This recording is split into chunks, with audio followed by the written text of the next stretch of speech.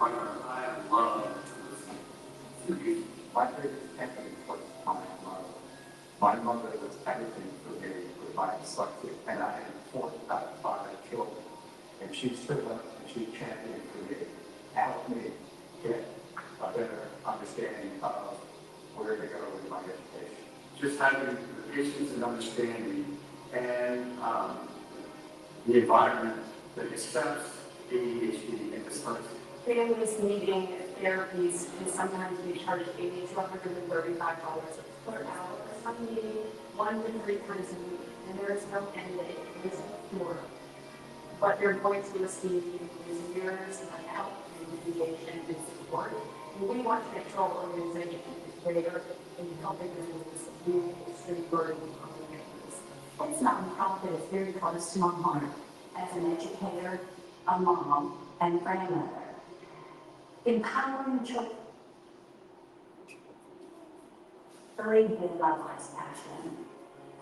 This organization empowers not only teachers to identify what we see with diverse learners in the classroom with neurodiversity, it also helps us empower parents to understand their students, their children, how they learn. It helps them know they're not alone. We're able to provide them with resources and support that really do make a difference in the child's learning, so that parents understand who their little person is and what gifts they bring to the table. This nonprofit was started out of such a personal journey with our own children, specifically with our son, who was diagnosed at age 6 with ADHD and sensory processing disorder. We did years of therapy to help him.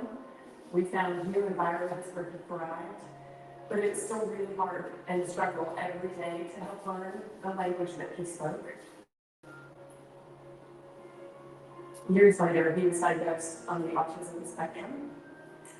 And that diagnosis, although it was really scary, it was super helpful to our family to know exactly who our child was and to learn exactly what he needed and who he was going to become, whatever that might be. Helping other families like ours that are silently struggling at home and unsure of what comes next. We want to be there.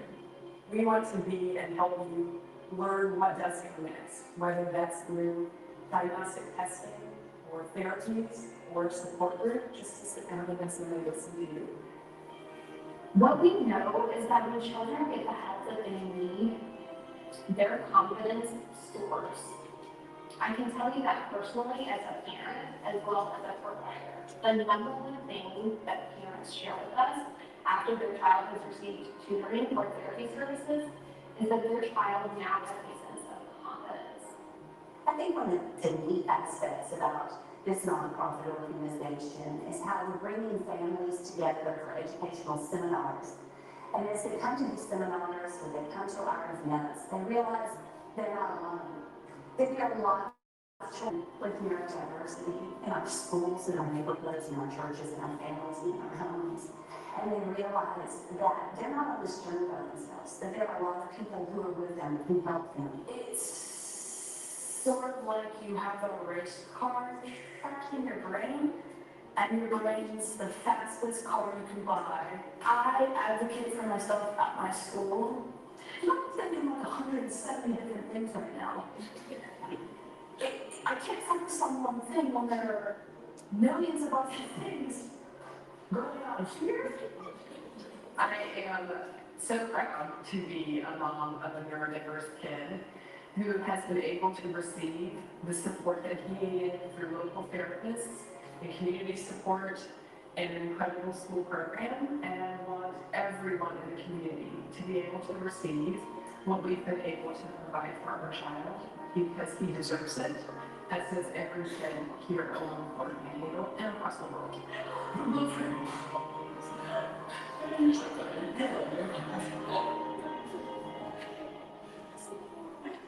Oh, I just love that kid. Okay. Switch over real quick. We just love to share that. That really is such a great way to share the work we're doing. So if you have there we go. Got this. the work that we're doing, if you ever have any questions, you can always reach out, or if you need something. You're like, hey, I need something. You reach out and we'll figure out how to make it work and to help. I'm going to introduce Laura Whitaker really quick. She is our programs director and co-founder. She's just going to speak very briefly and introduce our first speaker. So we're going to Thank you. I'm the programs director here. I am a retired kindergarten teacher. I am on a path of self-discovery for myself.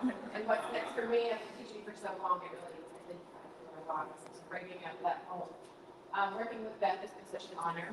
I'm a parent. I have 3 neurodiverse children. I'm married to a neurotypical. It's not easy.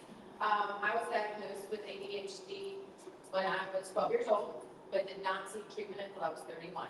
And being in treatment has changed my life. It changed my life late at 31. But so I have my own personal testimony and learning with that as well. Ashley and I are running a Thursday evening mentorship community service kind of support group, and it has been incredible. And so I did want to share kind of one of our success stories. We had a mom come in who had a child, she's twins, 3 years old, because of neurodiverse diagnosis, and it had taken her 3 years to come to terms with the truth about where her son was and his limitations. One of them did not walk, and the other did not talk due to their diagnosis. And within 6 days, she came looking for financial help, and she came looking for support. Another mother who had a child with this disability and this diagnosis, because she didn't know what to do. And within 6 days, Beth and I were poised and ready to help her. To help her financially, we were able to find a parent in our community who had a child with a similar diagnosis that had her phone number in hand. And it has been so incredible to trust and to watch that connection. So I'm very, very passionate about the Mentorship Project. My best friend Susie's mom told me once, you always need a friend that's older than you and a friend that's younger than you. So you can stay young and you can be wise. And that is my hope with the Mentorship Project, is that people will find a group of people or another parent who has been through and walked through what you might be going through, and then you can also bring hope and share with our community about the things you walk through. So that's a big part of my hope. I'm so grateful to have Ashley to be a part of my team. She's a certified life coach. She is a parent to a neurodiverse child, and just got her real estate license, which we're so proud of. She is multifaceted. She's one of the most calming presence I've ever met in my life. Just being in the same room with her has helped me in so many ways. So I'm so grateful to introduce Ashley Adams, that she is here to share her expertise with us.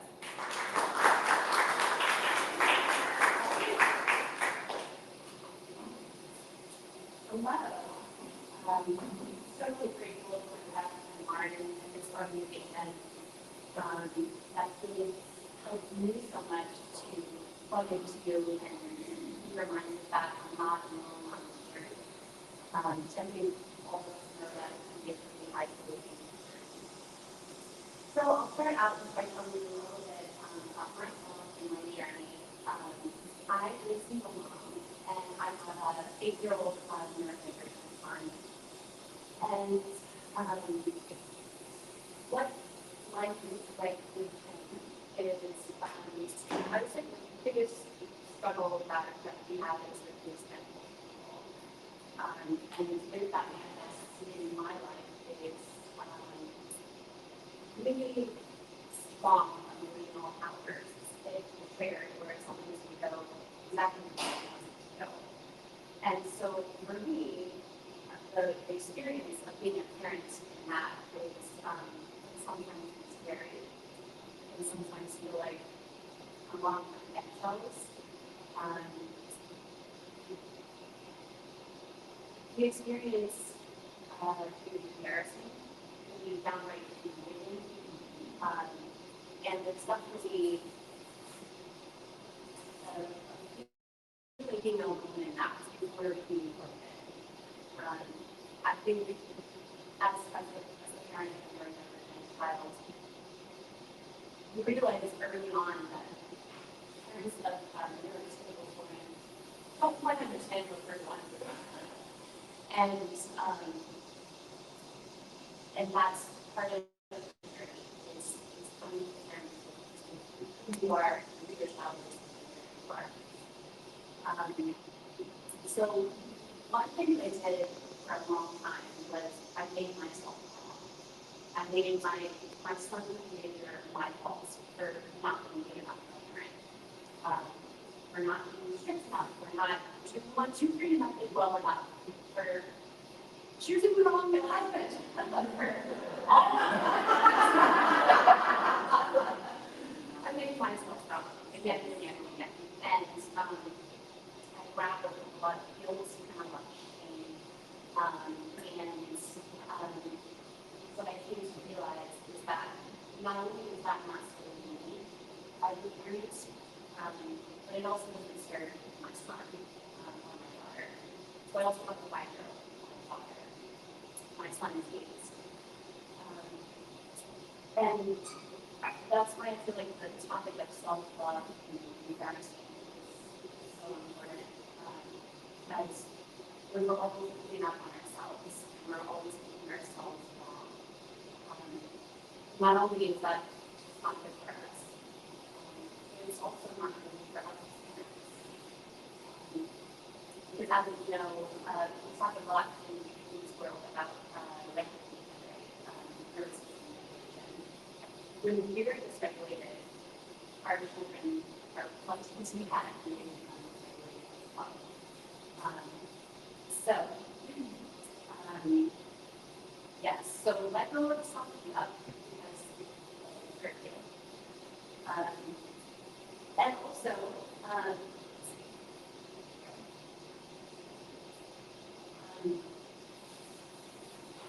there's also this aspect of learning to accept your reality. For a long time, I was being resistant to what was. For example, my son was walking for a really, really long time with neuroplasticity.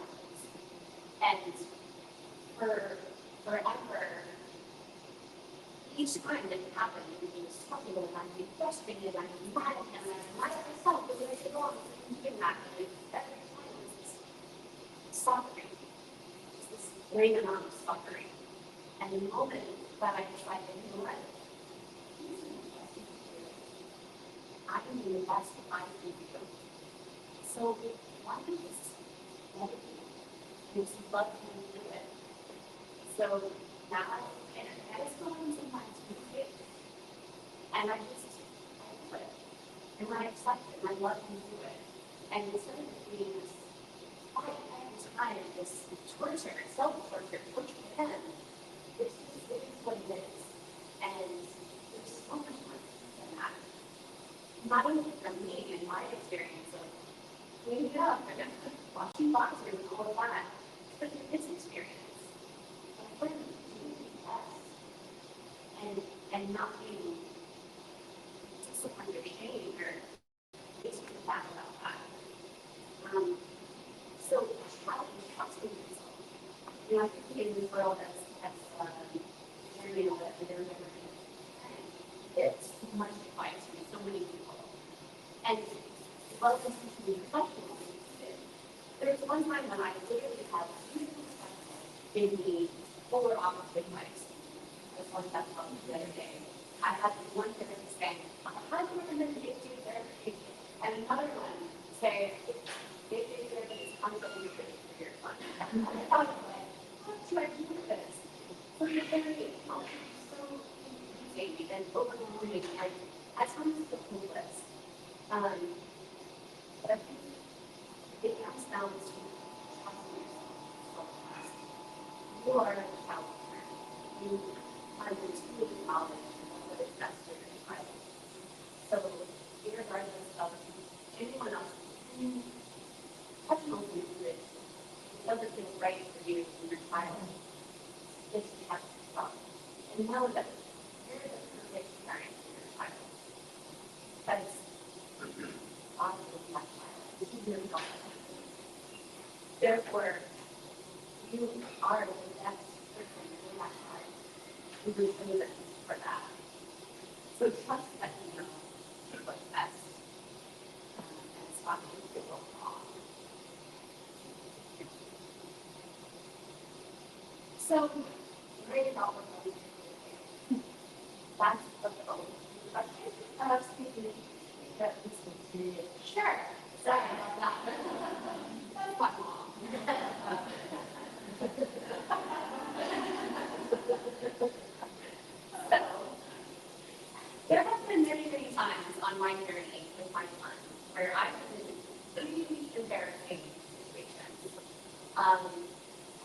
one example is recently at a basketball game, and he got upset and picked me up in front of the whole world.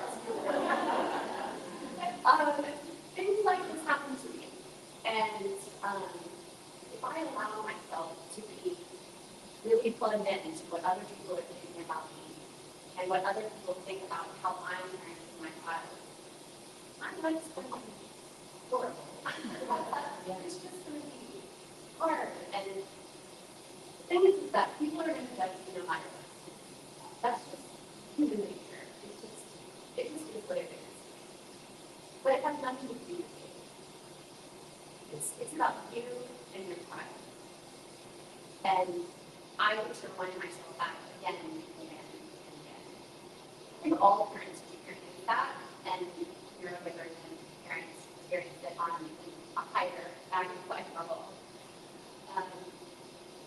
So it also just accepting and loving you. Except the more that you accept and love yourself exactly the way that you are, the more you will have the capacity to accept and love your children exactly who they are. I think personally that's one of the greatest gifts that you give them only for exactly who they are. And I find that to be very true in my parenting of my children. Another really, really essential aspect is self-forgiveness. So, in the foundation of raising or whatever child, our first thing in my case, breaking things and throwing things and yelling and cussing and freaking me off, like all of the things that just get your ego and you take the wrong way if you're not regulated. And sometimes you do that, and sometimes you get mad, and sometimes you act in ways that you regret, and you really wish that you showed up differently at the time. And I have sat in that regret, and that guilt, and that shame, and fight up, and stomach, and churning in self-love. So much so that even it goes into my next day. And it affects the way that I'm parenting the next day. And so my invitation for all of us is to self-forgive, to let it go. To know that in every moment, Louise Hay says, in every moment, all of us are doing the very best that we can based on the information and the experiences that we've had in life. And I still believe that to be true. You get to forgive yourself for the way that you showed up when you were in survival mode, right? Because when you're in survival mode, you're in fight or flight, you're not even in your heart and brain. So you get to forgive yourself for that. And what I found was that when I'm able to act in a way, let's say that night, and then the next morning I wake up and I'm able to forgive myself and just let it go, I did my best. It wasn't pretty all the way around, but I did my best. And today, I'm going to let that go and allow myself to experience the joy that's there, the potential joy that can be there. Because I've definitely woken up the next day and just stayed in self-beat up. Ugh, I did it again. I lost it again. I didn't show up the way I wanted to again. And I carry that into my next day, and then it affects my parenting the next day, and I miss out on beautiful moments that could have been the dance party or this or that, because I'm still in the self-beat up of how I wished I would have been the night before. The more love you have for yourself, the more love you can give to your children. The more you forgive yourself, the more you can forgive your children. So giving yourself grace. Let's see. Wow, this is a big one. Letting go of resistance to what is. A lot of times, for me, in one of those breakout moments with my son, where it would just be just craziness ensues. My parents know. I've called them before, and total breakdown, like help. I'm out in the car with my daughter, the door's locked, and Robert's freaking out with me from the car. And things like this, when they happen, it used to, again, I'm bringing resistance to it. Why is this happening? Why is this happening again? Why is this happening to me, right? This is not fair. This is not what this is supposed to look like. What's wrong? What's wrong with my son? What's wrong with me? You know, and now it's practice, right? It's always a practice. But it's leaning into, okay, of course this is happening. This is what happens when Robert is dysregulated. And that's okay for me to get through it. And, you know, Carl Jung says what you resist persists. So whatever is happening, when you're in resistance to it, you're creating more suffering for yourself and for everyone else involved. Whereas if you just consciously take a step back and see it, and however messy it is, however imperfect it is, just be in acceptance of it. This is what's happening, and I can handle it. And if I can't handle it, I can call for support. And just shifting into that acceptance creates so much peace, even in the storm. I had one of my sensory OTs, who's also a dear friend of mine, she said, you know what, actually, you need to mourn the picture that you had of what parenting is like. Because your reality doesn't look like that. And that was a significant moment for me. Because, yeah, my story doesn't look like a lot of other people's stories. But it is my story. And there's beauty in it. And I love what Dan said in that video about how, you know, our personal weakness can be our greatest strength. Because my son Robert, I mean, he is a tornado, but he's so passionate. I mean, if he sets his mind to something, I look forward to being just totally blown away by what he does. So letting go of resistance and accepting what is. And also, yeah, you have a hard job and you're always doing your best. So affirming yourself for that, reaching out for support. I'm so grateful for this organization, so grateful. I felt alone for a really long time. Like, I'm just like, what's going on? I'm like, why is this? Nobody understands what's happening at my house. Like, I talked to other parents, and I'm like, I don't think they're experiencing what I'm experiencing. So reaching out for support. The support group that we've been doing on Thursdays, most of the time it's just been one or two people, but hearing people's stories, just knowing you're not alone, there's so much value in that. It's just, I hope that if anyone feels alone, please come, reach out, talk to us. You're not alone.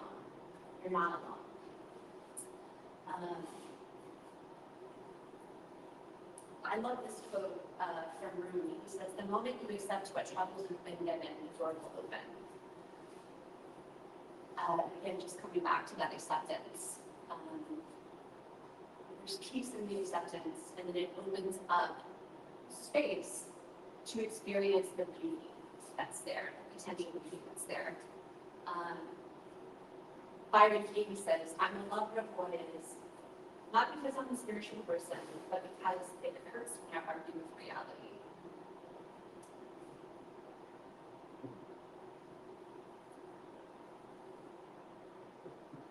I think that we're all here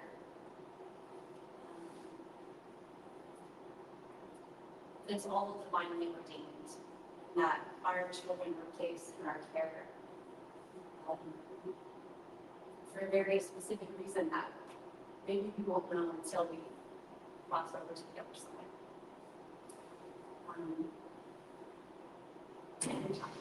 And my journey with my son has been one of the most challenging journeys of my life. It's also cultivated the greatest amount of love in my heart. And so My dedication problem is just to love and fully accept yourself as a parent. To love and fully accept your child in their messiness. Again, yourself in your mess. Your imperfections. Your child in their messiness and their imperfections. And learning to love you and learning to love them. Learning to accept what is and where you can find beauty in it. And if you feel alone, you can reach out to my supporters so that we can support you.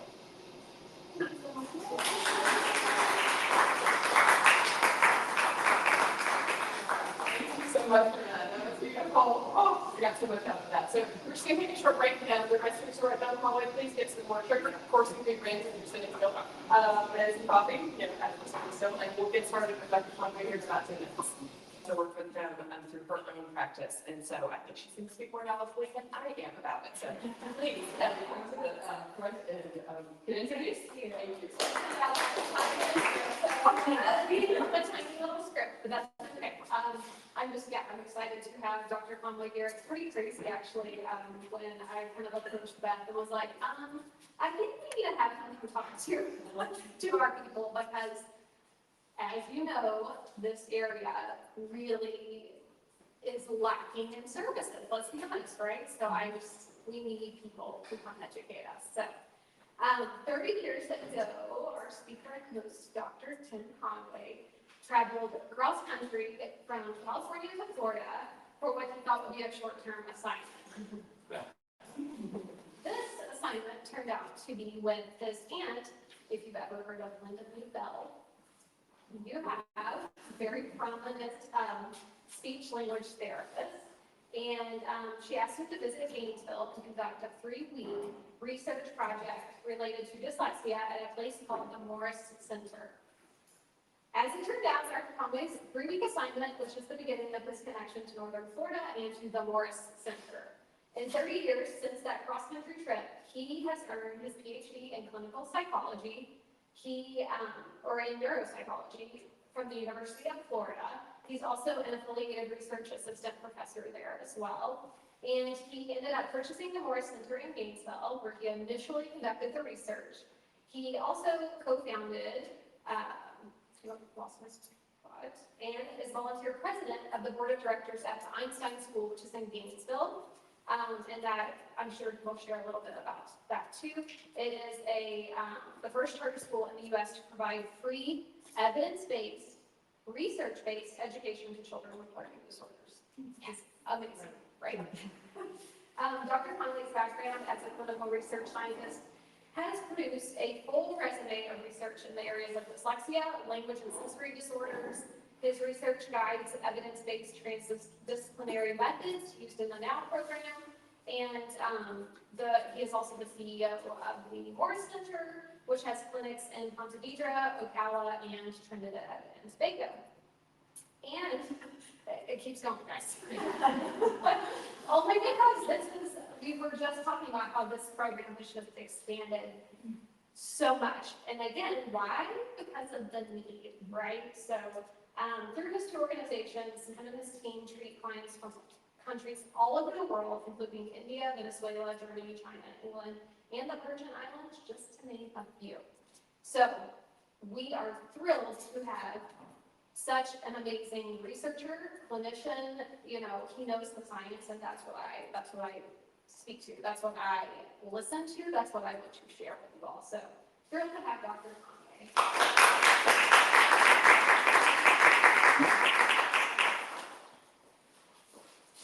Still morning, Judge. Good morning.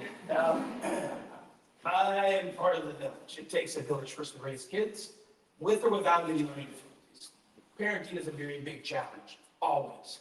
And all of us, I jokingly say to parents, you know, did you not get that manual when you left it home for this week? There's a different manual you need for that. And if you lost that manual, you're going to have a hard road to hoe. That's just the truth. Each kid is very different. Whether there's a learning diagnosis or not, I'm the youngest of 5. None of us are very much alike. We're all quite different. We're all quite different what we do, what our interests are, what we pursue, our careers. One's a rat brain scientist, one's in the intelligence field, one was a computer programmer, one was in international banking, and I'm just a human brain scientist. So all of us in a gazillion different directions. So part of my role in being here is to interact with you, not very much in lecture, but just to discuss and dialogue back and forth. As a university trained professor, I've now stepped back from that, and I'm now focusing just on dissemination. We did millions of dollars of research, but if it doesn't get to your kids, then what was the point? So in 1998, we wrote the charter for the Einstein School and opened it in 1999. It's, as Kelly said, the nation's first free nonprofit school for kids with learning disabilities. Those schools are astronomically expensive. It costs $40, $50, $60, $85,000 a year. Some parents are paying to send their children to these learning disability schools, but typically never exit the kids until the families either run out of money or the kid ages out of the system.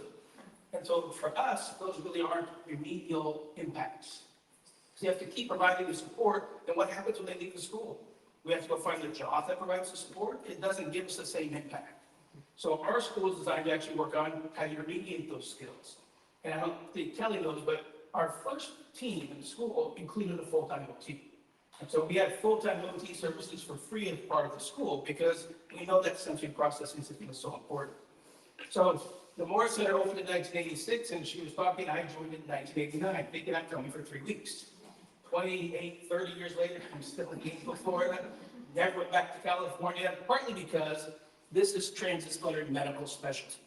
The developmental behavioral pediatrician started.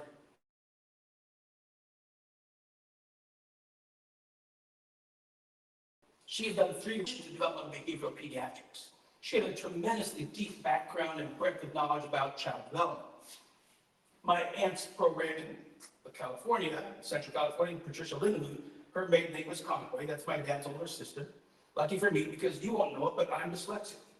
And you won't know it because I happen to be born into a family with some world famous people in dyslexia. So when my brother at age 7 couldn't read, at the end of grade 1, he got remediation. I got prevention. My mother decided we're not going to wait and see if you struggle. We're going to boost your skills now. Fast forward several decades. I have 2 children. Our genetics in our family are quite strong. We don't say dyslexia runs in our family. We say it gallops. Unfortunately say, but that's actually Victoria Beckham's thing. I stole it from Victoria Beckham when she's complaining about David Beckham and all the genetics he brought into her family, and she married the one who had all the genetics. So, but we have all these difficulties, but thankfully I already had all this training. So that both of my kids got early services. My daughter is about 8 months from finishing her master's degree in occupational therapy. She's going to go become an OT, which is quite ironic because she had about 400 hours of OT as a child. Because she had dyspraxia, dyslexia, dysgraphia, ADHD, sensory processing disorders, and also dyscalculia, which is math struggles. But because of early intervention, as much research-based and as much evidence-based services that we provide, she had went to special ed. She didn't need it. We had closed the gap so well by age 8, she didn't need those services. She actually earned a full-ride scholarship to the University of North Florida. Parents agreed, they paid for the college themselves.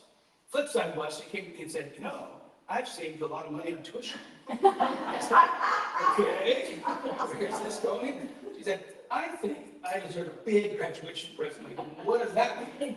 He goes, I'm thinking 2-week trip to Europe when I finish my bachelor's. It's not extreme, but you know, your dad's just as smart as you are. So I'm going to tell him yes, and I'm going to have to come shout. Just say. Her brother also struggled with dyslexia, dysgraphia, ADHD, sensory processing disorders. He got remediation, as we saw him struggle at different times. And then he went to college on a full presidential scholarship. And so the goal is how do we get the right services to help our kids empower their skills and abilities. If you're with a provider who tells you your child has made the most progress they can make, you need to accept that. What they're really saying to you is you need to go find somebody else. That person has exceeded their knowledge base of what to do. There's only one thing that inhibits us in changing kids' skills, and it's what your provider doesn't know. Because what we can do today at a more centered clinic, where I've got this whole transdisciplinary team, is exceptionally more than we could do 30 years ago. The kids today are still the same as the kids 30 years ago. There's all kinds of learning difficulties, all kinds of sensory issues, but we know more. We've got more research, we've got more evidence, we can actually do more, we can early identify. Here's one example that I teach the pediatricians. You guys can do a little interaction with me. I'm going to say a word. All you have to do is say it back to me. Not hard at all, and it's a simple word. The word is cat. Everyone just say cat. Cat. Okay, now I want you to repeat it, but this time, don't say the whole word. Say cat, but leave off the k part. Don't say that piece of it. Then you just say, Cat. how'd you do that? How did you do that? This is an extremely complicated task. I mean, massively complicated. You guys get it in millisecond speed. And what you don't know is, that task alone, when a pediatrician does that with a 4 or 5-year-old, that's the #1 predictor of dyslexia at age 4. If that child says cat back to him, says bad, or says something else, but does not say act, that child's telling the pediatrician they struggle to hold the word in head, they struggle to split the word apart, figure out where the k sound is, take it away, figure out what sounds are left, put the two sounds back together, execute the motor programs in the prefrontal cortex, and get them out that you say word. It's extremely complicated. And you guys did it in millisecond speed if you had strong phonological processing. Now, statistically speaking, 1 out of 5 of you are not a great spellers. Blame your mom and dad, it's genetic. They don't blame their parents, it's genetic. And so that's just how our genetics work out. So that might have been actually a hard test for some. You're like, what did they do? How did they do that? Here's another one. This is a little bit different because this is what it feels like when the word is not to you. You've never seen it in books, has no meaning, and it really taxes this language processor on the left side we call phonological awareness. I'm going to say a different word. You've never heard of it before. It's not real. It has no meaning. You've never seen it in the book, but it could be an English word. It doesn't have combinations that happen in German. It has combinations of letters and sounds that happen in English. Ready? The word is snoisk. Just say snoisk. Now say snoisk and don't say the sound in that. So you're like, wait, hold on, one more time here. And yeah, it's a little bit hard. But it's the same process. You bring in the whole of the word index. I gave you an auditory input. You heard it, you hold it in memory, you split it apart. You had to figure out where the was. I didn't tell you where it was. Is it the first, second, therefore the fifth sound? You have to take it out, figure out what sounds you left, put them back together, and then get your mouth to actually say something you've never said before. That's the true test of the phonological processor in the human brain. A 5-year longitudinal study conducted by my colleagues at Florida State proved that is the #1 predictor of dyslexia at age 4. Big vowels, not needed. Big diagnostics, not needed. Why wait for them to have such big gaps that we actually then can diagnose? Why not early intervene at age 4 and 5 before the gaps happen? You're talking to a prevention person. I got prevention at age 4 and 5. I'm dyslexic because my children's mother has no genetics for dyslexia, which means they got it from me. But because I got early intervention, I never knew I had dyslexia for decades because I didn't struggle to read and spell until I had kids and we knew the genetics got passed on and came from me and my side of the family. So looking for an intervention and how to build these skills and make these skills stronger earlier is our #1 predictor. Nobody wants to see the cardiologist who says, sir, when you have a heart attack, come see me, we'll teach you all about cholesterol. How about now, so I don't have a heart attack? But unfortunately, that's what happened in most of our school models. Oh, boys learn later than girls. Oh, boys he'll read when he wants to read. Well-intentioned teachers, because let me be very frank, I'm a retired special ed teacher. I have nothing against teachers. The problem is the system that they were trained in is not like the healthcare system. In the healthcare system, if the pediatrician says to you, I know drugs, I know chemicals, I know what's in penicillin, I know lots of physicians use penicillin for strep throat, but I think I can get a new antibiotic. I've taken this drug from this antibiotic, this drug from this, and I've created my new antibiotic. It's my super antibiotic, and I want you to try that for your son's penicillin, or for your son's strep throat. You know what we call that in healthcare? That's called medical malpractice. That person will be sued, they will lose their license because they're ignoring solidly proven, research tested, and proven effective interventions called penicillin. It's the #1 treatment of strep throat. And they're required to only provide highly evidence-based, highly tested, and proven interventions.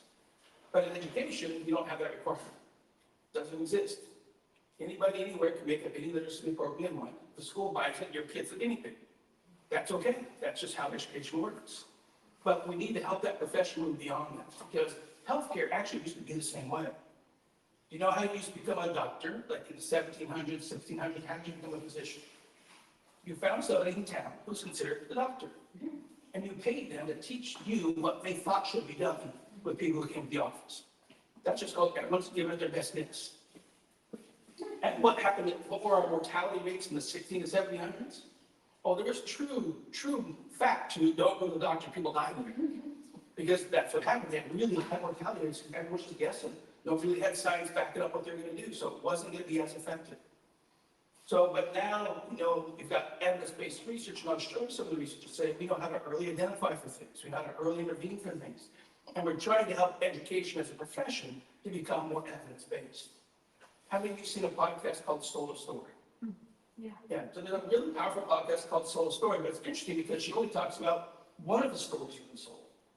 There's a whole bunch of other stories that exist in education as well that go along with other programs, things that is considered to be the gold standard. We actually dive into it, there's no research to back up for statements.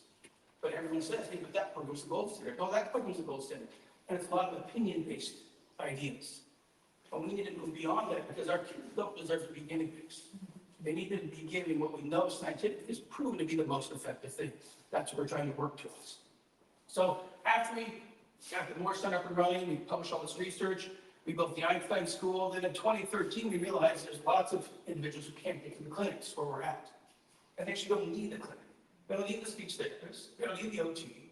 They don't need the physician or the neuropsychologist. They just need the evidence-based literacy program because they only struggle with dyslexia. So then we opened a tech company called Neurodemon, and now it's called Now Programs. We have about 150 staff at that company pushing out services all over the world. And when we can, we partner with school districts. We're just finishing a contract with a school district in North Carolina, where on any given day, I had 500 students online simultaneously. 500 students getting evidence-based intervention for dyslexia, and guess how much it costs their families? Nothing. Our contract with the school district, as it should be. Because our taxes already paid for all this research. Our taxes already paid for the schools. We should be charging parents to get more things that the schools can actually be able to provide. So we then find ways to make services available, but also to share the information. So part of the goal of the talk today is just to talk about certain things for you who are parents looking for services. It's just very basic of how do you redefine success. You look at the what, the who, and the why. And let me tell you a little bit more about that. What, the who, and the why helps us understand who can help empower skills and abilities. Because the goal for all of our kids, and actually the goals for ourselves, because I'm not just a neuropsychologist in pediatrics.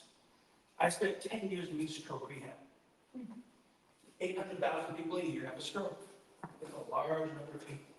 40,000 people every year lose their reading skills. And in case you didn't know, strokes happen in every decade of life. You can be 10, 20, 30, 50, 70, every decade of life has people who have strokes. Which means the damage to the brain is irreversible. The brain tissue is gone, it actually liquefies. The question is, and my expertise is, how do you rebuild those reading skills when part of the brain's gone? The good news is, 100 billion brain cells in the typical brain. But the brain's power doesn't come from the number of cells, it actually comes from the connections. Typical brain, 100 trillion connections. We have this amazing resource for learning that's only inhibited by what we don't know. It's only inhibited by what we don't know to do yet. The more we know, the more the right practice we give, with the right hierarchy, with the right stages, with the right intensity, the more the brain requires and builds its skills. There's only one point when I can no longer actually help change the brain's wiring. I can't change the skills any longer. Guess when that is? Sir, what do you think? Right here. You're dead. I think it's 100% right. Until you're dead, neuroplasticity, which is a neuroscience term for building your brain wiring, it exists lifelong. There is no point in your life when you can't build new skills. It comes down to 6 elements of the intensity of the practice, which means how much time per day do you work on that skill. The frequency of the practice, which means how many days a week do you work on that skill. The specificity of the instructions, which means how explicit is the training being told you what to work on. And then the fourth one is the developmental hierarchy. So basic skills first, mid-level skills second, advanced skills last, and know how to build that hierarchy. But the fifth one is actually almost more important than the first 4. If I took you out for one 30-minute drive skills, and I said, we're gonna do one, no, let's do 10 minutes. 10-minute drive lesson a day for a week. We're done, okay? Got it? You good? Okay, we're good. What's probably gonna be the problem with your driving skills? I'm gonna give you 10 minutes a day for 5 days. How good is your driving gonna be? Probably not that good. It's not enough practice. The brain really hasn't got the skills down patched yet. But you said, you know what, you're being enrolled in driver's ed, you're doing an hour a day every day for a whole semester. We're making sure that you have enough duration. It's the duration of how many hours of practice you need to do to get that wiring to become automatic. You guys experienced it if you learned how to drive. When you learned how to drive, it took all of your brain power. So we could ask for a show of hands, and we probably shouldn't. How many of you are checking your makeup, checking your hair, checking the kids to behave properly in the car and driving at the same time on the way in here today? Because now it takes this much brain power to drive. Someone's pointing at her, it takes this much brain power to drive because you built that wiring so strong, it's much more automatic. So, but when we train those skills of authenticity, then the brain can work on building more skills. And that's the goal of that empowerment, how do you build the skills, and who can help you make that happen. So this is just a quick review. I've already told you part of it. I've done extensive training since the age of 19 because I was fascinated with the brain. And I happened to have an aunt who lived in Central California, and I lived in Missouri. I thought, I need to go to Central California. It didn't hurt that I had a 64.5 Mustang convertible that I had bought and purchased at age 15. Got me in this car, and he's like, living in Central California. So for all those fun reasons, went out there, began training with them to learn what they were doing to learning. And then from that, we went into doing all kinds of research, different fields, different practices, 10 years of stroke research, 15 years of dyslexia research, and then now we focus on the dissemination.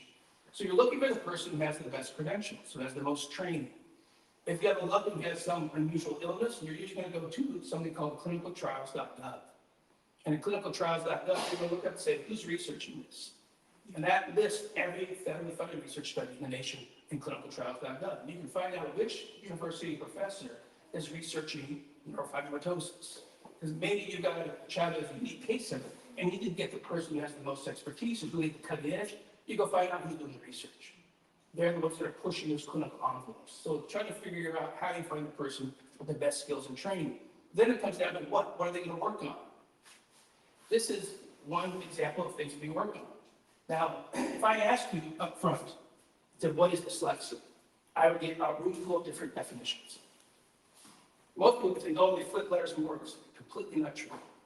There's no evidence that dyslexic kids see words backwards. We used to think because they looked at was and said saw, oh, they see the word reversed. Then people said, yeah, but they never looked at that and said, to that. If you saw words backwards, you would read every word backwards, not just the ones that could easily flip and become a new word. So then we realized, okay, dyslexia, they're actually not very good at sounding out words. So if you give them snoise, there's no way they can read snoise. So I don't know what that says. Who could read that? There's no idea. And what they'll do is one of 5 things. They'll either add a sound when they try to read it. They'll leave out a sound when they try to read it. They'll substitute one sound in place where they might say snoise instead of snoise and not realize they changed the with an Or they might reverse 2 sounds. They might say snoix instead of saying snoise, and they flip the 2 sounds at the end around. And they can't tell they've changed it. They made 5 different what we call phonological mistakes. Okay, so this little boy gives you a real clear example of dyslexia and how it is more than just the reading, but really impacts the person.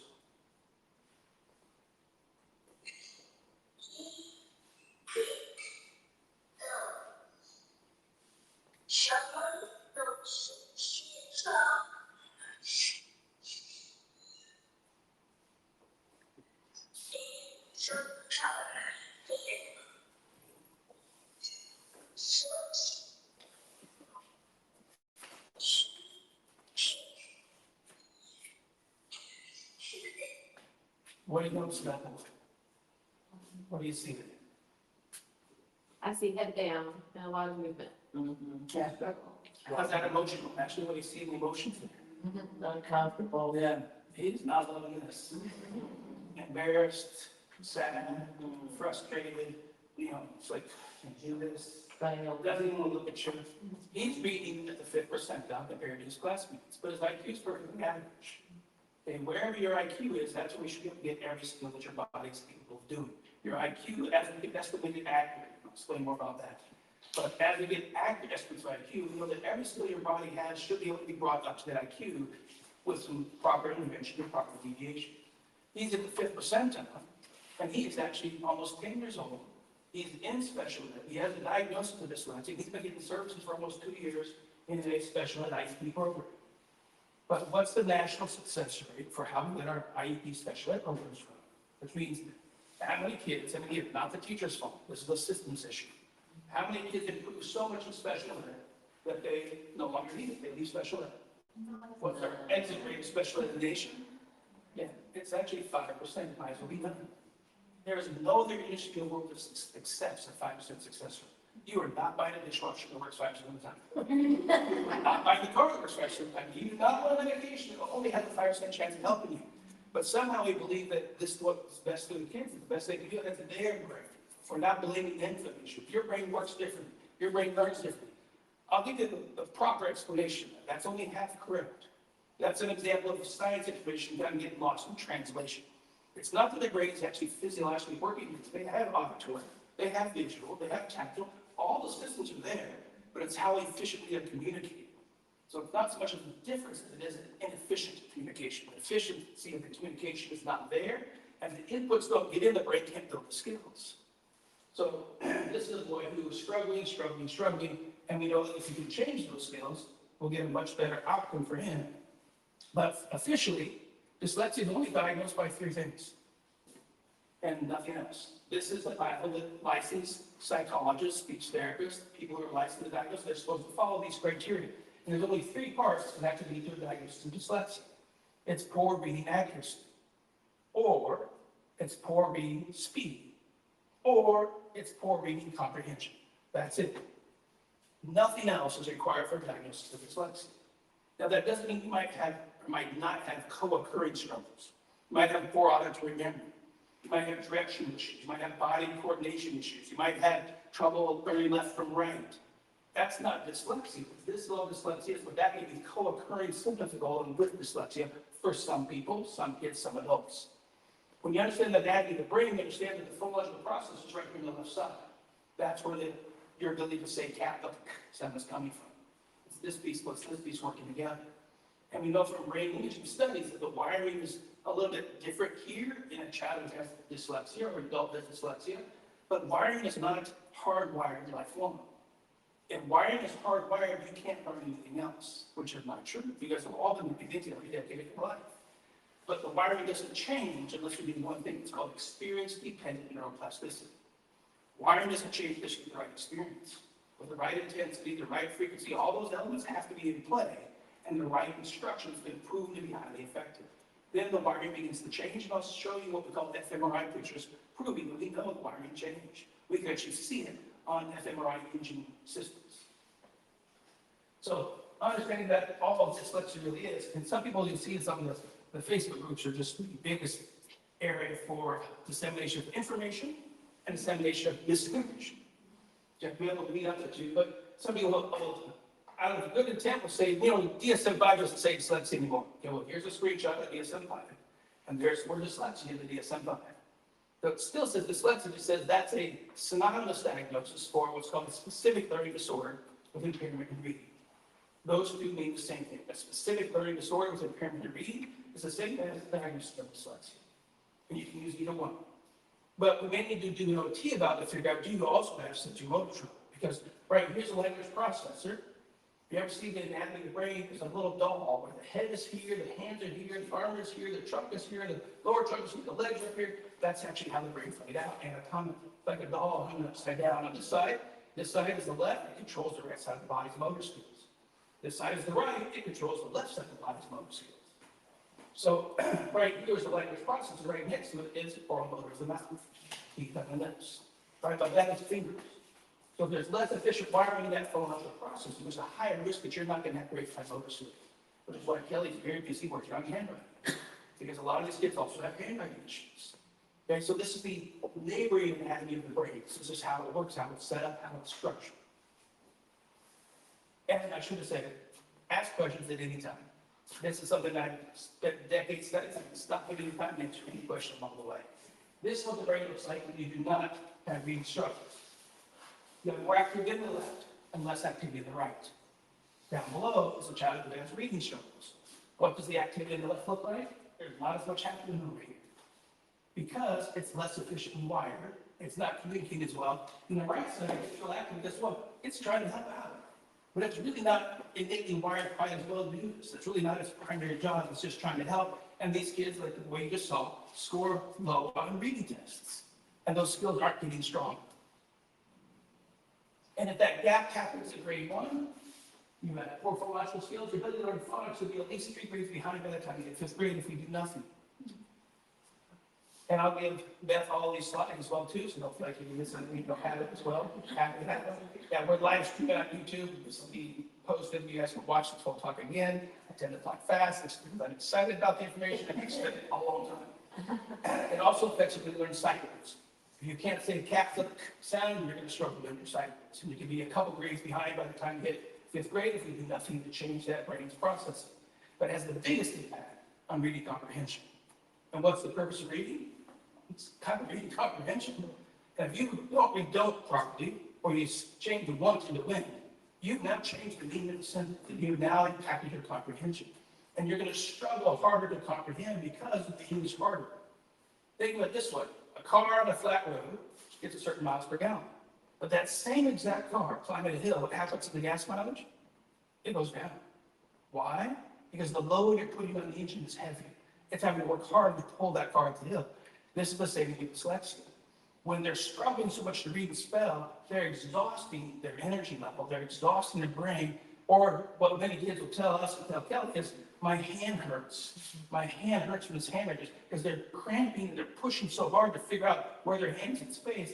They're exhausting even the muscle tissue. So it's all about efficiency and trying to change the skills. So what if we strengthen the skills and the abilities that research shows gives the most benefit? Or if we close the gap of dyslexia? Just this. Same kid.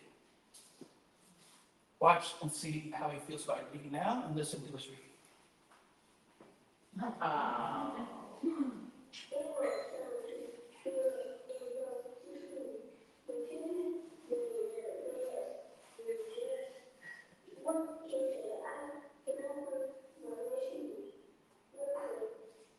How's he doing now? Yeah. You've changed that boy's life. Less chance for depression, less chance for suicide, less chance for anxiety, less chance for drug use, crime, violence. We've changed so many things in this boy's life just because we taught him to read. And how much time was it between the two videos? Take a guess. 8 weeks. Okay. His reading on standardized testing is now at the 45th percentile. Not his speed, that's his accuracy. He now can accurately sound out words and read. Why? Because we've studied this so extensively, how to rebuild a reading system, how to change the efficiency of wiring.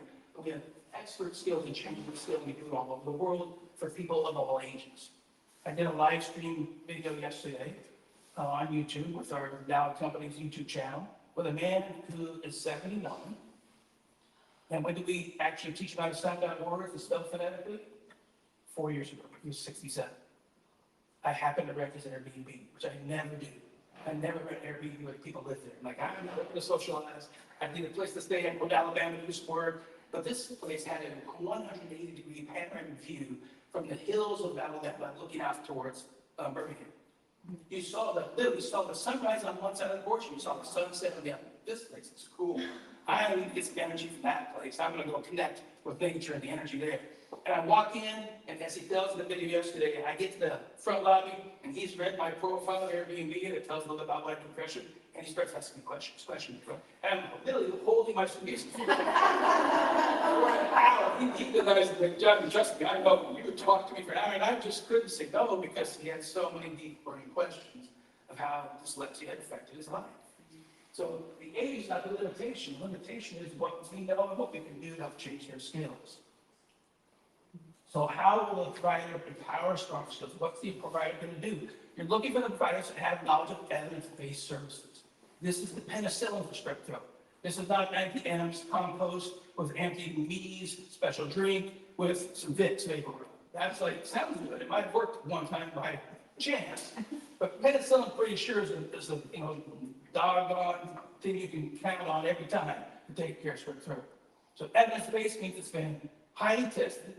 It's a therapeutic approach. It's got scientific evidence. It demonstrates it's highly effective for the particular condition. And we've done 3 5-year studies on dyslexia. But because education is not required to use evidence-based progress, I stopped trying to put it in schools and I started building companies. I started building schools. I built EdTech. I'm happy to tell you it's not there yet, but I'll show you just a little piece. This app will be out in about 2 to 3 months. This is called Letterland. If your kid can't say it, he probably needs it. Well, It's called lip letter land. lip, liver, slang. Yeah, because lip letter land is for 4, 5, and 6-year-olds, and it's going to build your early literacy skills. We're going to take all the science that I spent my lifetime studying and put it into apps. It's going to cost less than $10 a month. I think we can do it at $7 a month. And so then we're going to keep bringing evidence-based services into artificial intelligence-infused apps. It actually figures out what you're doing, it asks you questions, it guides you through things, and we're going to use technology to send it faster than we could ever do from school system. Because when your kid comes to school, they can say, consent, I do not care what literacy program your school has published. We've set the kids with the foundational skills they need to benefit from whatever literacy you're using, because they've got the skills, they have the abilities. So there's different levels of evidence-based. We're talking the top level here, which is we did studies for 5 years, and we measured their skills 1 and 2 years after the study stopped. That's the real measure of what's the long-term effectiveness. I'll show you what that data looks like. You know that there's also evidence-based studies that have large gains go away in a couple months, so then who wants that? There's other studies where they're evidence-based, but there's only small gains, and they also didn't last very long either. So when some program tells you that they're evidence-based, ask to see the data, ask to see how much gain happened, and how long was it there for. Did it go away when you stopped the intervention? Most school programs are down here. They're research-based, which means no one actually really tested the program. The program itself has not been subjected to a scientific study, but the program includes some things that people say, oh, there's the reading room has these 5 things. You know, there's the building blocks of language has these 5 things that we put in our program, so we think our program is great.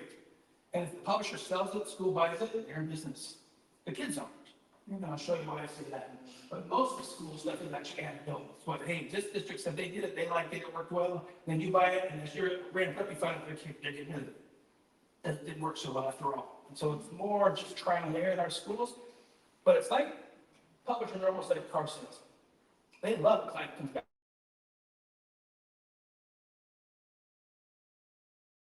every 3 to 5 years. About every 3 to 5 years, you're seeing another program come around. Pretty much the same 10 concepts, maybe twisted a little bit this way, new flashy cover, maybe for Ph.D. They want kind of the same thing, but it also got some weird stuff in it. Sometimes you're like, who thought of doing that? That really was the math instruction too. So we have 51 years of literacy instruction based on philosophy and ideology. Even though we know that evidence-based programs can empower all students, but let me show you. This is our progress in literacy in the United States since 1971 to 2022. This is 51 years of what is our literacy rate across the entire United States. This is for 9-year-olds. It's a random sampling of 9-year-olds in every state in the U.S. Now, if skills are getting better, what should the line look like? It should be going up. This is easily a flat line. So for 9-year-olds, we've not improved literacy in 51 years. Okay, well, but how about with the 13? Well, actually, here's the 13-year-olds. They're not getting any better either. Okay? But what do those numbers really mean? Now you see there's no growth, but what percentage of kids in school have proficient reading skills? Because they're getting programs that is buying from the publishers, but programs have not been had to be proven to be scientifically effective. They're not evidence-based programs. And here's our stats. 4th graders, 35% of 4th graders across the United States are proficient readers. That means grade level accuracy, speed, and comprehension. That means 65% are not. 8th graders, 34%, 66% are not proficient readers. 12th graders, 37%, 63% are not proficient readers. And this is our 2022 data. This is not because of COVID. This has been tracked since 1971. This is us having a school system that has not been caused to become evidence-based like we've done with healthcare. If healthcare saw people being killed left and right with a program or a medicine, they would stop using it. But schools just keep buying something else that's like it because they don't know any different. That's not part of the philosophy of how education works, but it needs to be. And what's the impact of that? We now have more and more papers. This is a 2018 paper on developmental dyslexia, the emotional impact and the consequences. If you fail to achieve reading proficiency by the end of grade 1, it's associated with increased risk of dropout, developing psychiatric disorders, anxiety, depression, suicide, acting out, withdrawal, crime, all are tied to our literacy skills. And yet we know how to change that, like we saw that boy do. This is my worst statistic ever showed anybody. Number 2 killer of teenagers, suicide. 2 studies show that 89% of teen suicide notes have the same spelling mistakes as dyslexic kids. 89%. I have a person who's a philanthropist who supports my Einstein school. He had 1 daughter. At 15, she committed suicide. And then they found she had learning skills. Nobody said anything. They didn't know. They just think she wasn't an A student, but they're like, you don't care if she's not a student. Just, some kids are good for school, some kids aren't. But they didn't know how much she was suffering. And that was his only dollar. And that should have happened, because we know how to do things without intervening and change those outcomes. So the outcomes from evidence-based programs, we published a study in 1991 from Morris Center. Said, hey, we got 10 kids here, we made walking gains. We made like 3 to 5 grade levels of gain in a few months. Nobody's published that yet. This became our pilot data for a large randomized control trial. This is a $1 million research study that I helped publish. I'm the guy who trained all the teachers in clearing the methodology, the intervention. And this study was prevention. We screened 1,500 5-year-olds. We pulled out 160 in that bottom 12%. And the question was, could we change their trajectory? Well, they got split into 4 groups. One group got no treatment, 59% did not pass. So only 59% did pass and got my first grade. One group got a little extra one time, because maybe this little extra personal attention would change their outcomes. Well, but still, only 70% passed in first grade. And these kids all have the same skills coming to school. We measure their skills. We know they're all equally the same. That's how you do this kind of study. You get 160 kids and you randomly split them into 4 groups. They all have the same IQ, same vocabulary, same mix up of gender, and SES, and race, all that thing is equally mixed. Give them a lot of individualized phonics, explicit knowledge of letters, PA say, what is PH setting, and 75% passed in the first grade, 25%. But give them our intervention, it's the scientific developmental based intervention, and we had 91% passed in kindergarten first grade. And we brought them back at 3rd and 4th grade, and the skills were even stronger, and we had done no more instruction. This is the first study in the nation ever to show we can actually prevent reading problems at age 5. We thought, okay, great, we launched it. Someone else go get on Time Magazine, someone go do the Today Show. It wasn't our program per se, we were just the scientists doing the research. We'd actually taken my aunt's program, and that's why you saw this here. She was one of the publishers of the study. We took her original program in 1969, but we modified it. Because the Morris Center had more expertise than she had with her group. We were a larger group of brain scientists. We said, yeah, but her regular program by itself would be good enough. Back then it was called auditory discrimination in depth. But she unfortunately passed 2 years later. And so her company never picked up what we did and never ran with it. But if we could actually put that program in the schools back then and gave it to the whole class, not just the 160 in the bottom 12%. Remember, our kids were all in the bottom 12. In a regular class, we're no longer be that strong. And that study predicted you'd have 97.6%. You'd only miss 2.4% of kids. We would not have 35% literacy rates. We'd have 95, 97% literacy rates. And so consequently, we did another study along with this. This is the boy you just saw. These are 8 to 10-year-olds already in special ed, already diagnosed, already falling behind, grade levels behind. What can we do? This is what that boy did, from 5th level to 45th level with 8 weeks of individualized instruction. Now, these kids didn't finish the training. Our program is not an 8-week program, but that's all the money we had to deliver the services. The program typically takes closer to about 160 hours, not 80. But we said, let's do the dose. That's what we could afford to do. Here's the outcomes we got. 1 year later, this is the ability to sound outwards. It dropped a little bit. 2 years later, it's holding there. It didn't go back down to being impaired. It's actually on grade level and staying there. But again, what we say was most important was reading comprehension.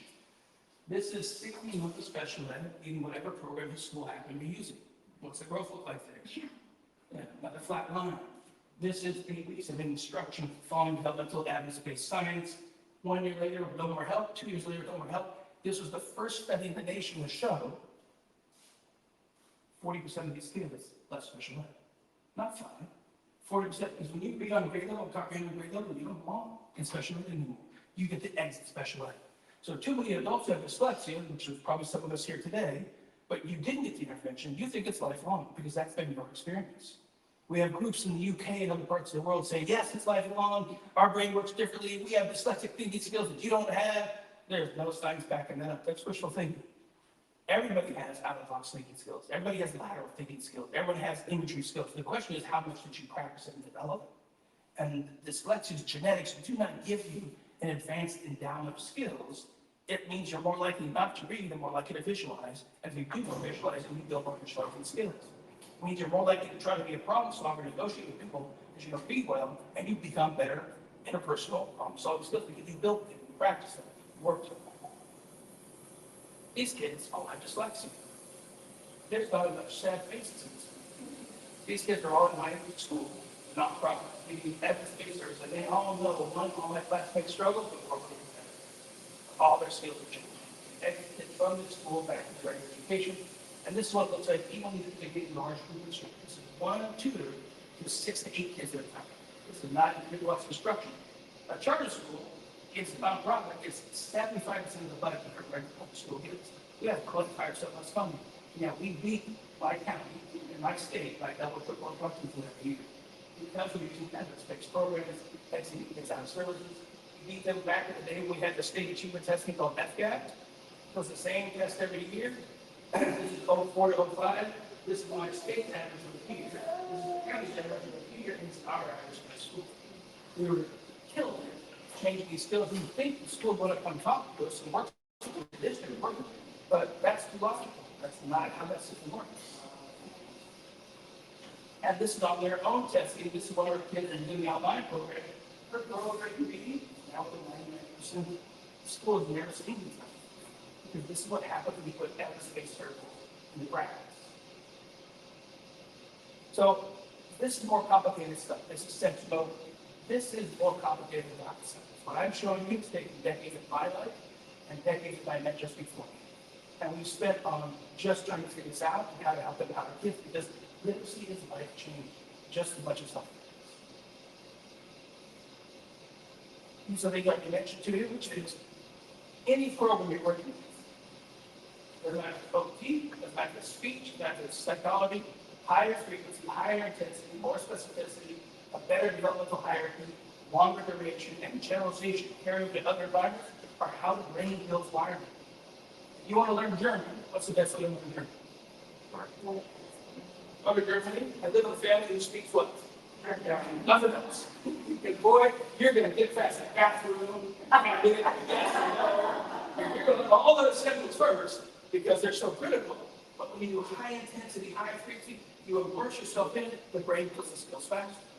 So in our clinics and online, sometimes we're doing 1 hour a day, 2, 3, 4, we put 6 hours a day of one-on-one instruction. And we'll make 1 to 2 grade levels change every 4 weeks. That's why that boy is made so much gain in 8 weeks, because we get higher intensity. He got 2 hours a day, 5 days a week long. That's part of the formula. If your OT says you only need to do 2 30-minute sessions a week, or speech says you only need to do 2 30-minute sessions a week, I'm not going to do more, because you'll get done faster. And unfortunately, most of our training programs are university-based training clinics, where OT, speech, and psychologists come from. They don't understand that in those training programs, they aren't focused on highest quality of care. Training programs are university-based business.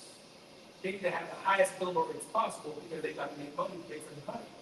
If they book you for 5 1-hour sessions a week, they're just getting 5 hours of revenue. You get the flu, they could lose 5 hours of revenue across multiple patients. They only book you for 2 30-minute sessions. They don't miss 20 hour revenue.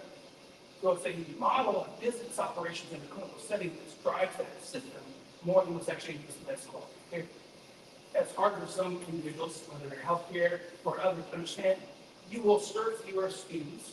You can't see them all every day, but you'll be faster exits. And over the year, you'll serve more students over the year with better outcomes. So we're trying to change that system because of understanding neuroscience. It's the experience-dependent neuroplasticity. This is actually pictures of brain wiring. In 1 millimeter cube of brain, we can measure the brain wiring going in 56 different directions. Amazing technology. Make it real simple. All they're doing is following water molecules. You figure out where's the water molecule going. If it's on this end, we draw it right there. The water molecule is on this end, we draw it right there. Because the water molecules follow along the line in the brain. How cool is that? It's a genius mathematics scientist figured it out. You follow water molecules, you know what wires are. So we know that those wiring changes with time and changes with skills, because here's what it looks like. And you take a child with dyslexia on the left side here, another child with dyslexia on the right. This is the right side of the brain and the right here. Below is the same child's brain. After they've done the intervention like ours, they change their reading skills, change their study skills, change their comprehension skills. And now you see the left side goes from not as much activity to more activity. The left side goes from greater activity to a lot more activity. This is where we physiologically rewire the brain with the high intensity evidence-based services. And this child's performance is like when you saw that video, 50% or 40%. The statistical evidence from the actual test scores and the physiological evidence looking like in an MRI machine. Parents will probably say, should I put my child in the MRI machine? Not necessarily. Thousands of dollars, it's not going to change what we do. We just did that in the science and figure out, okay, what are we going to do? I think we're changing the brain. Let's see it. We can see it. We know it's there. We know it's happening. This just shows there's a lot more skills. I'm just going to wrap up now. You can change the motor skills. This shows the pre, shows the 4 months later, it shows 1 year after that for a whole bunch of things that was coordinated, visual tracking, motor coordination, spatial skills, visual memory skills.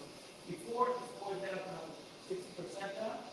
Sometimes about 5 months later, and 1 year after that, they're stable.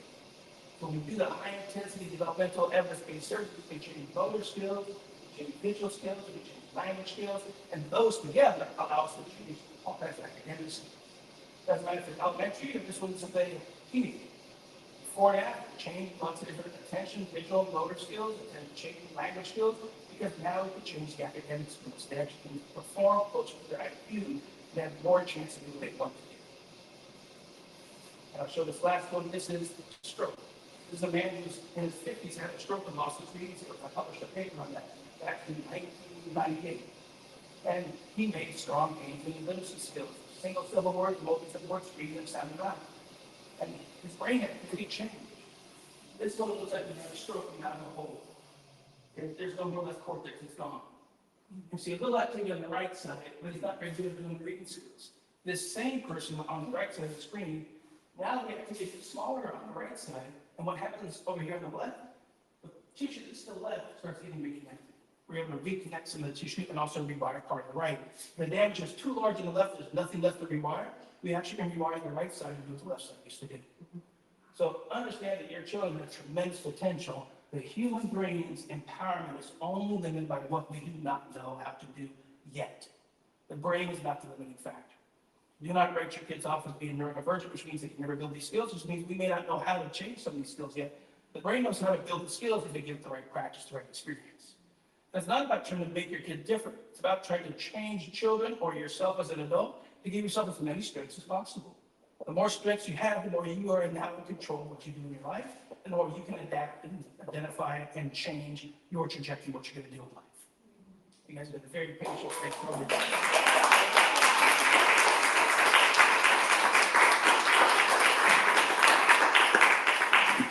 Before you leave up here, if you have some time, let's shoot some questions, because I tried to be on time, I'm close. No, I appreciate that. It's great. No, it's not for people doing the same. Maybe you have any questions? One question is, I wondered if you guys are a provider with Step Up for Students, so you're familiar with that? We try to become providers with many different programs for funding as possible. We also have, this is our online company's price books is like $30 an hour for dyslexia instruction. You just got to let your kids, give a couple kids together, and it's a small group of 2 or 3 kids together with your kid, and it's only $30 an hour. If you're really not comfortable with it being with a group of 4, I can do a group of 2, and then it's $50 an hour. If you're like, my kid does not want to be around their kids, she's 16, and she'll be embarrassed, okay, one-on-one is $85 an hour. Sadly, my aunt's company charges $145 to $225 an hour for the same thing, and they don't get the results they need. Many dyslexia tutors in our area charging $100 to $150 an hour. Like, I don't know some psychologists who get that kind of money. They have PhDs. It's like something's wrong with the system. Yes. And fee for services. So we've got a sliding fee scale, and we actually tend to discount services as well. We'll discount on average $50,000 a month of services because it's the right thing to do. Because I could have not been born to the family I was born to. This is my son. He'd still be struggling because he wouldn't have been in the family that actually knew how to change his skills. So it's really important to get it out there. People always have to do, where you're going to start more schools, but no, because they keep enforcing into my charter school regulations that make us be more like the public school. Like, we do not want to be like you. We do not want to have to test like you test because that takes away instructional time. I do not want to bring in reading coaches who know nothing about what we do. So we're working towards trying to figure out how to put together more nonprofit schools that are completely controlled, 100% controlled, and then we can put these schools out there for kids who can't wait. We need to get them services right away. But apps and the technology are another way, Step Up for Students is another way. Arkansas has a different program, Arizona has another program, looking to get as much funding as possible for parents because we don't have this in our family budget. In my high school, we had a Ph.D. sociology teacher. He would pair us up as a couple. You two are married, and every week we'd spin this wheel. He says, you need to learn what it's like to be married. You know, he called this wheel, this is the wheel of misfortune.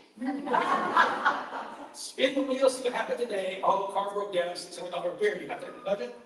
I mean, where did families come into marriage with the budget for? How do we fund all our special ed services for our kids?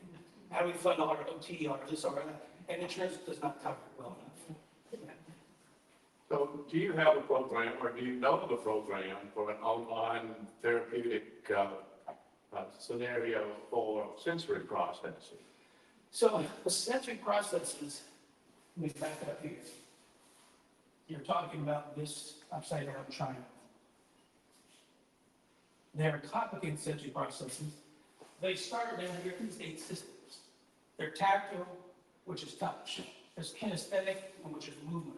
There's interoceptive, which is your body's awareness of things. There's proprioceptive, which is your awareness of your body in space. There's vestibular, which is balance. Some of these things cannot be worked on online. You need a specialized gym with sensory types of equipment. Some of them are swings, some of them are stuff that you're going to pull with. So there's some things you can do online that are more geared towards like what Kelly does with handwriting. But we're talking about trying to change this level of function down here. How the brain usually builds it is all of these systems are getting input in different parts of the day, and they're building together. So our most effective way to change that is we do it in a clinic first, and then we see what else are home-based programs we can help train parents to do, or is there a local OT they could partner with to actually build on what we already laid as a stronger foundation. These then are the precursors of all these other high-level skills like self-esteem, school skills, language skills. For the higher goal, for those of you who speak French, joie de vivre, so all these are working, you now have control of the joy of life. So not at that level, but like Kelly does with her company, you're able to work on those 5 other skills that relate to handwriting. You can change some of those skills to online. Will we be able to in the future? Oh yeah, because with VR, virtual reality, with haptic suits, you actually be able to give kids feedback if they feel like they're awesome, which actually tricks the brain into getting the skill their input actually is not getting the skill. So it's coming, but we're not there yet. But I always thought these had to be in that. Pretty bad. Thank you. Yes. Hi, thank you, first of all, for being here today. This was amazing, and we really appreciate it. I'm an educator, high school Yeah. and middle school. Kids can't spell, can't write, can't write a sentence. What do you do? 66% of high schoolers, as you said, that are not proficient readers. I was wondering, do you have a recommendation for remediation for high schoolers? Something that's maybe evidence-based or maybe that's like geared to somebody that is in middle or high school, because a lot of these kids have asking for an undiagnosed friend, or even adults that have slipped through the cracks and gone through education and been passed up, and then now are sitting in my class unable to read. Yes.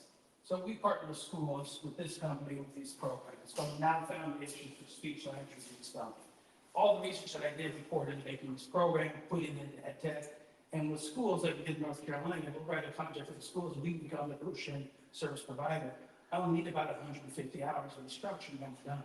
We've now closed the gap in the decoding skills and the formal written skills. For high schools, it will take 1 to 2 years later to begin to change the gap to fluency. And if they don't have any comprehension problems, it's a separate issue from reading. Comprehension will change at the same time as decoding accuracy. So in our clinics and online, we see all ages. So yeah, we partner with schools, trying to help the schools use their Title I money or other funding sources to actually provide evidence-based services that we are going to provide. Thank you. Yeah. To piggyback on that though, so this is so my daughter she's 17, she has a friend that I hear this all the time, like, he just doesn't like to read, he just can't read well, he can't. I guess my question is, forget the school, because they're already, the Right. schools are like, presenting it, and they're like, okay. Yeah. So how does he, as a 17-year-old kid, find help without, I mean, his parents aren't necessarily going to be too supportive of that because then there's something wrong, right? Right. And so how does he, as a 17-year-old, find support?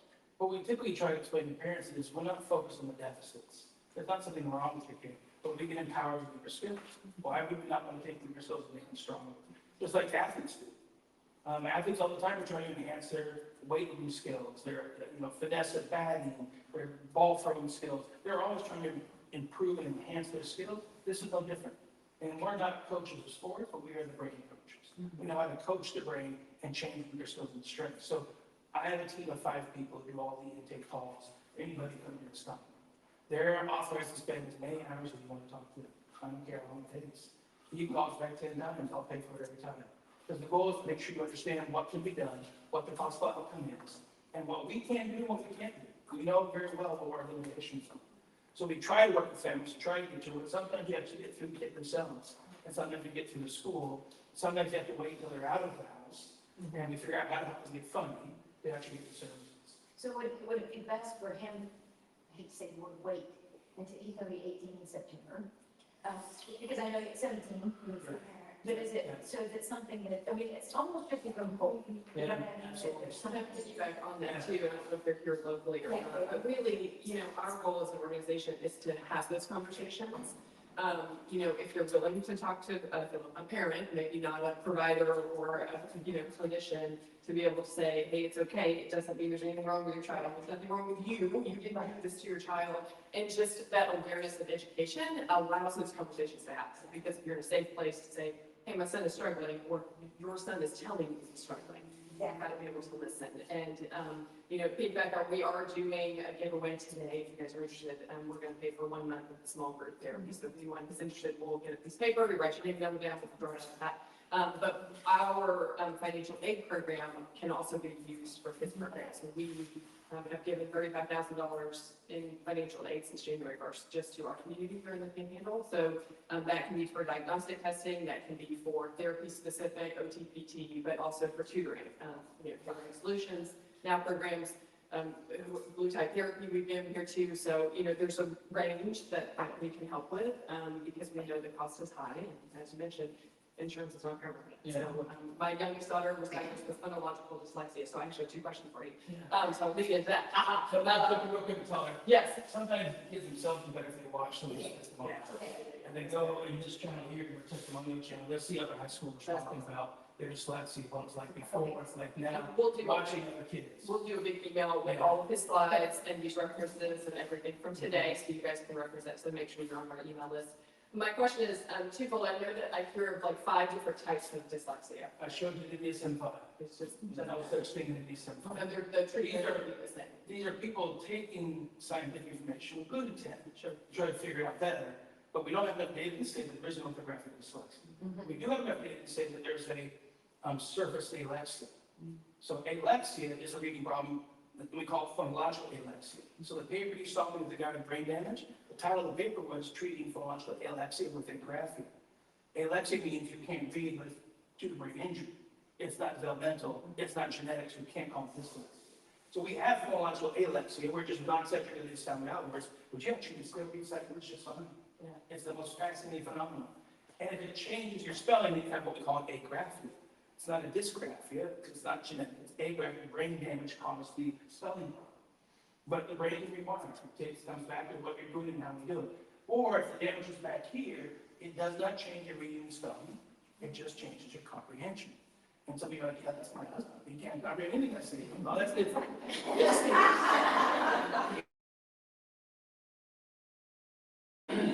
This affects your listening comprehension, it affects your reading comprehension. It does not change your reading and spelling skills. So it's understanding this language network on the side here. Each of them have critical roles, and from damage, you can get explicit damage. From developmental, some of the wiring differences are just right here phonological, but for other kids, they're more diffuse. The wiring differences extend back into the comprehension. And those are the kids who say, well, I tell her the story, like, go get these 3 things, you got back with 1 thing, like I didn't say the other 2. But I think she was being obstinate. I'm like, you don't heard me say this. And the daughter said, I didn't remember. And she actually could be telling the truth, that she really has listening comprehension deficits. Speech therapists call this a language disorder. It used to be called a receptive or expressive language disorder, which means you have trouble taking in verbal information and remembering it. Or you have the information, but you struggle to actually use your words to explain it to somebody else. There's a separate training program to do that on that as well, on the clinic as well. But just understanding what these are, the intent of these 5 types is trying to say, well, they might be a little bit different. We don't have any evidence-based studies that say, hey, if it's orthographic dyslexia, do you do a different treatment than others? And our answer is no, because orthographic means visual processing. Visual processing means visual system. Who are the experts in the visual system? The world professionals occupational therapists who are trained in sensory integration approach. So in our medical clinics, we'll be doing OT to change visual perception, visual memory, visual recognition, change motor skills, and we're changing visual plus motor skills because now we build your ability to sound out and spell words that are not phonetic, because it needed more visual system training, not the phonological training.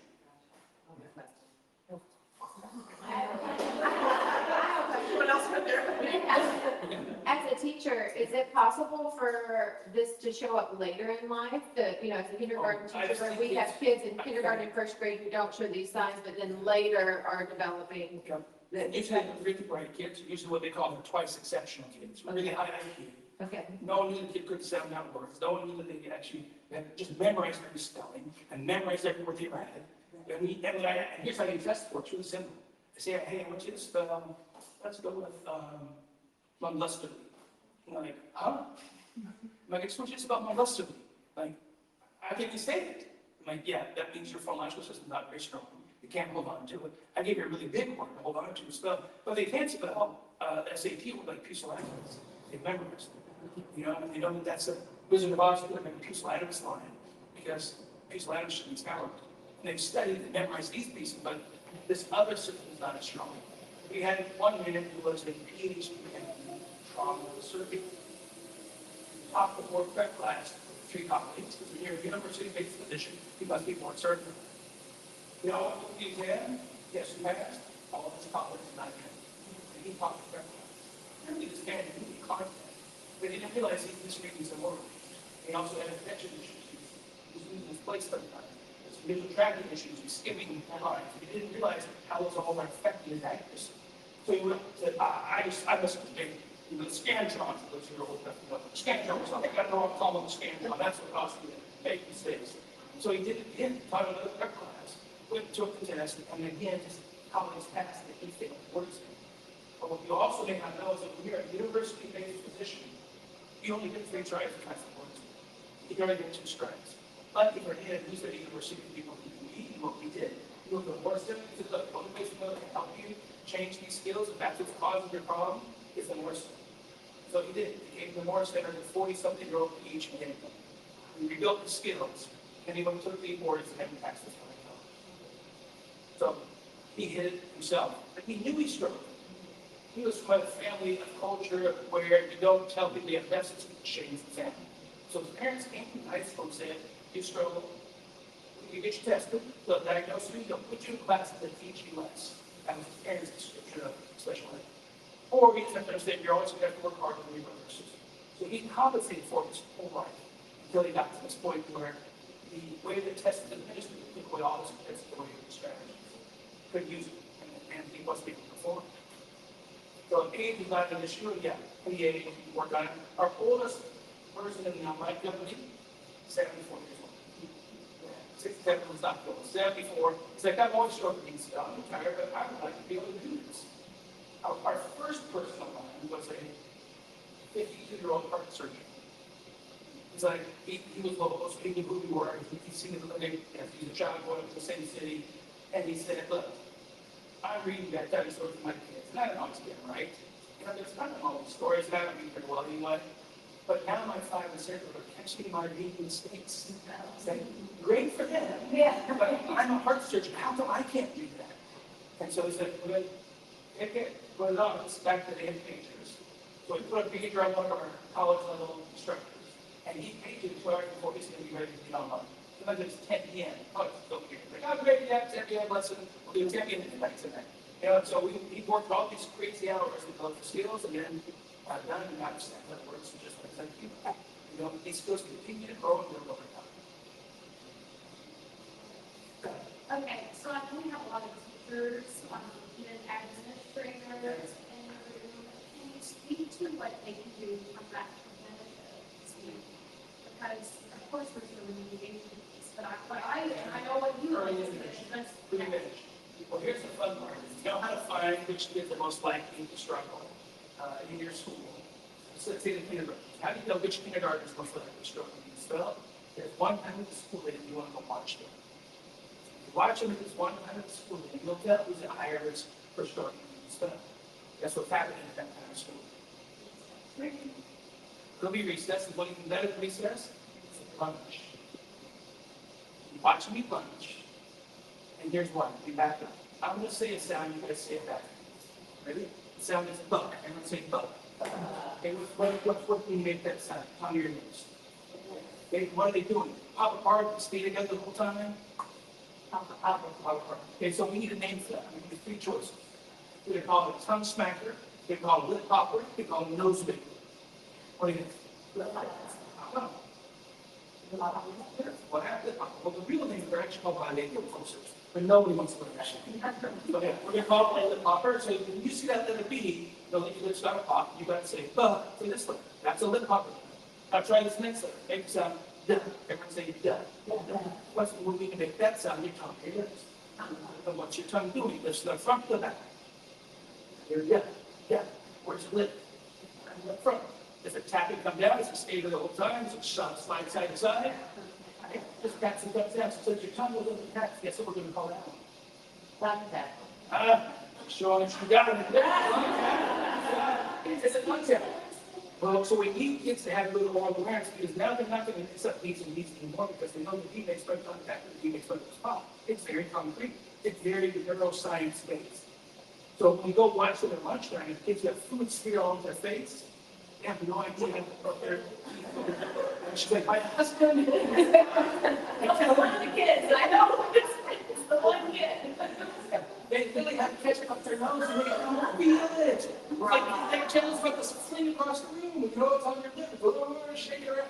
And they don't have this sensory perception. That is a sensory threshold which means they're decreased sensory awareness. So they're more likely to learn sounds like this. Here's what this is like. I'm going to give two sounds.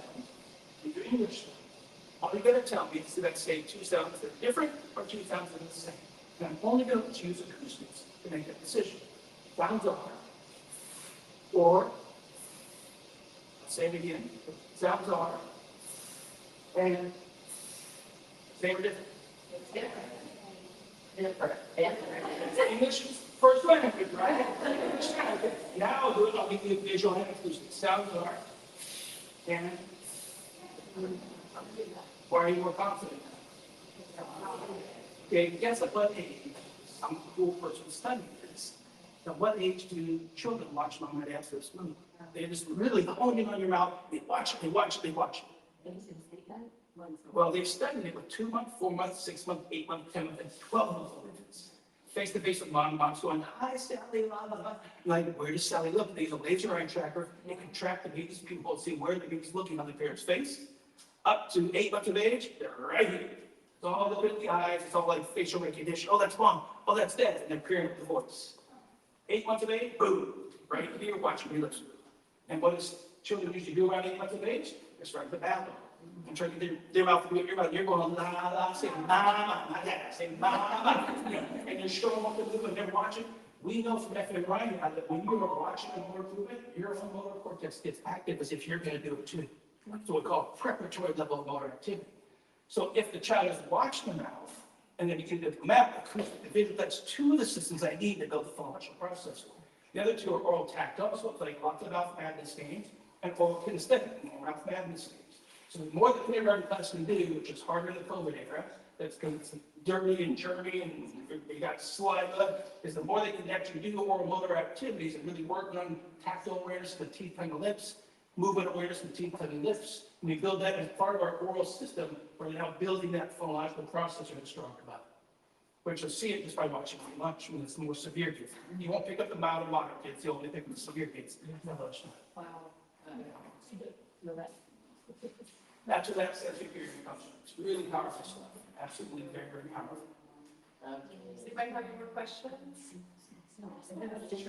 Do you do intensives at the Warren Center for Sensory? Really specialized in intense. We have some kids that I cannot do my therapy with, and I cannot do literacy work with. Some are autism spectrum kids. Some kids who have severe sensory processing deficits. We will do up to 3 hours a day, 5 days a week, in all field team. And we're working with, like, I had a girl come in just this couple days ago. 12-year-old, very poor speech, on the autism scale, but can read, can spell, can draw, can communicate, just intent, but can't speak well at all, and is a sensory seeker beyond belief. And we got her the OT gym, and our OT gym is about twice the size of this room. It's a really big OT. It's a 10-foot, 20 by 20 aluminum structure that holds all the sensory swings kids need to work on. And for that child, I told the mother we could not do any language work. She's like, oh, but she needs speech therapy. She can't articulate her sound. Yeah, that's the cart before the horse. I've got to get modulation, regulation. I've got to get focus because the attention precedes cognition. So if she's not attending to the sensory to fear because she's spinning around, we will not get any change in her language skills. So we would do intensive OT and you have to figure out what's the right intensity that is not saturating or super saturating. So it's just the right amount of intensive work, 1 hour, 2, 3. I've had 2 kids who were lower IQ, Down syndrome, or intellectual deficiency. So we couldn't do higher intensity. But we couldn't do higher intensity, but we could do higher frequency, which is we only do 5 days a week at the clinics. The online company only does services 5 days a week. You will not be able to buy services from me on Tuesdays and Thursdays because for me, it's unethical. If I give your kid dyslexia correction twice a week, it will take you longer. It will make less progress. You will spend a lot more money getting the services, and the child will feel more like there's a problem with them because the progress will move so slowly. So ethically, I just want you to do it. I'd rather figure out a way to discount it, I'd rather figure out a way to find a scholarship, find a nonprofit that'll pay for it, get you my cheapest level services at $600 a month, something so we can get the kid the daily services. So, yeah, and then other kids are doing 6 hours a day. They're doing 4 hours a day on the phonological system, at 4:45-minute sessions, and 2 hours a day on OT. And they go OT session, and then 10-minute activity break in our courtyard.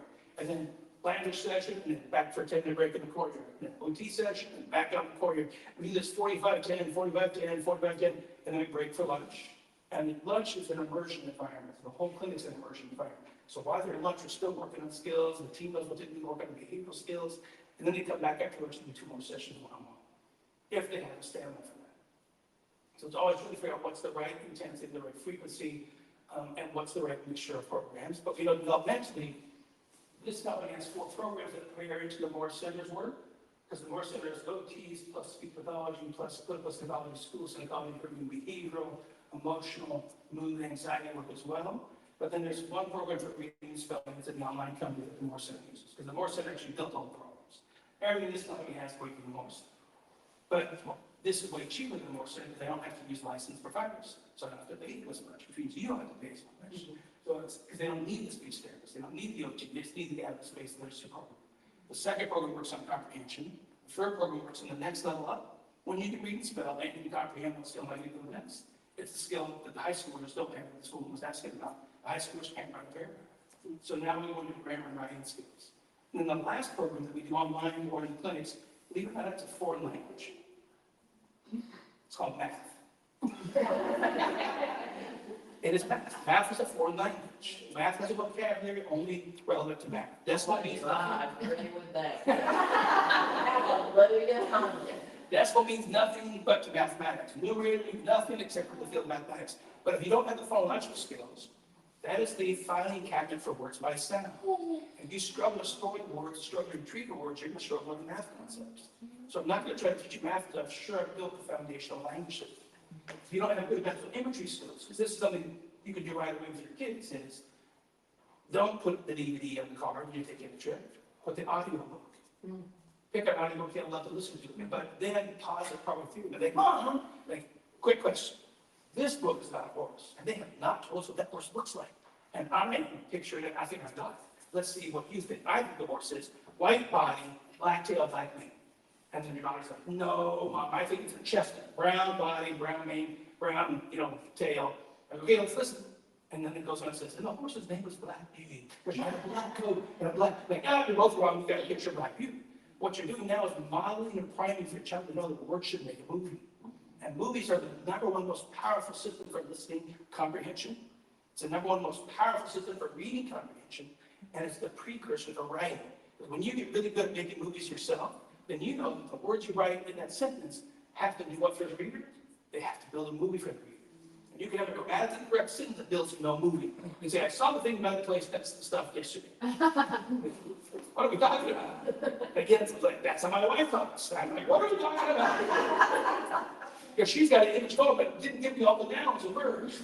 Sorry, I took down some two genders here. So when they realize that the words they write down have to build a movie, they want to use more nouns, more adjectives, more adverbs, or clear ways to describe what they're seeing. They say, I saw a small white poodle down the ground the road next to the green grassy field at the orange sunset. And now we've got the more detailed movie because they use more concrete visual terms. So that's why the imagery piece has to be built third.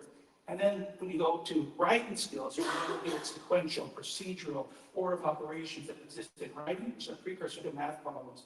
Typically have an order of operations, and you use the sequential, procedural type thinking. So there's a whole hierarchy, bunch of science behind what we do, but the part of the clinics is part of it. Sorry, long answer. No, great, fantastic. Yes, Chris. And for people who do come to the clinic, I mean, what does the timeline look like if we do an intensive? It's three things always within everything. It's logistics, like how do we get there? Because I only have 3 clinics. I've got one in Florida, North Florida, one in Ponte Vedra Beach, Florida, and one in the Caribbean, the country of Trinidad and Tobago. Now, ironically, that's actually my least expensive clinic. So because my overhead is low, so I charge lower rates. So 30% paying essentially $50 an hour for speech, OT, neuroscience, everything's basically about $50 an hour. But they're buying 50 hours of work a week. We're doing 6 hours a day. So they're spending $2,500 in a week, and they'll come for about 8 weeks, usually is the minimum. And we'll go as far as we can in 8 weeks, and then sometimes they'll transition online. In the Ocala clinic, overhead costs are higher. States cost more money. There's more litigious people, essentially. Buy more insurance. It then comes in about $70 an hour, which means it's down like $3,500 a week if you're doing 6. If you're doing 5, doing 4, doing 3, this is where the cost comes from, is the intensive piece. But we had a family come from South Africa, because there's nothing like this anymore except for in the US and the Caribbean. They came for 6 months because they knew they had a severe situation. They had a 12-year-old not being at all, and they had a 9-year-old down and could barely speak and barely engage. And so we got him from like about a 5-second attention span, because this was the sensory motor piece. We got up to about a 7-minute attention span in 6 months. He's now instructional. We now can do more language shifting and the literacy skills because of all that intensive OT work and building that pyramid from the bottom up. So it always comes back down to logistics, budget, and time. When can we do it? How long can we stay? And unfortunately for those clinics, people are relocating to go be the clinics and be close to it. Yeah. Ponte Vedra Beach, we put that up here because the business, sorry, the building owners were big for to be supporters of literacy. And there literally is a school across the street from us with about 30 kids in school. So we're hoping that we can run a small group program in the clinic for, I think we got $40 an hour in small group in the clinic. And we can't get them across the street. I mean, the school group, we want to tell parents that we're there. We do flyers, we do family fun days, we have shaved ice trucks, we come across the street and see what we can do here. But it's amazing. They'll spend $100,000 on years. But some of these families in that area won't spend the money that should services for their kids. They think the school's going to take care of them. And the school just says, we got this, we're taking care of it. Other schools like, we don't have this, go see them, fix it, come back and stay with us. And when we partner with private schools, we're like, look, we will improve your retention, we'll improve your enrollment, and then we'll exit out if your kids will stay for longer. So it's a win-win in the private school environment because you need the students to stay and you keep your school as full as possible to fund how the school operates. I don't have a question or comment. My son did now foundations online in spring, and he's now 10. And I just wanted to say, if he would not have done it, I think he would have made it in high school, especially this year. I think he may have been okay in 9th, but by 10th, because it's a state test, Yeah. here where they have to pass that for 10th. Yeah. I think I would have been homeschooling or looking at, alternatives. Yeah. But she said, I'm not lying, it actually does work. I jokingly told my kids, you're honest with his whole day, his whole career, 30 years done, I'm not lying, I'm not lying, I'm not lying. I'm all in. But it's like, it's just so hard to get this science data into the field of education. I mean, that's why I have a TED Talk. You know how to my TED Talk? Oh, yeah, no.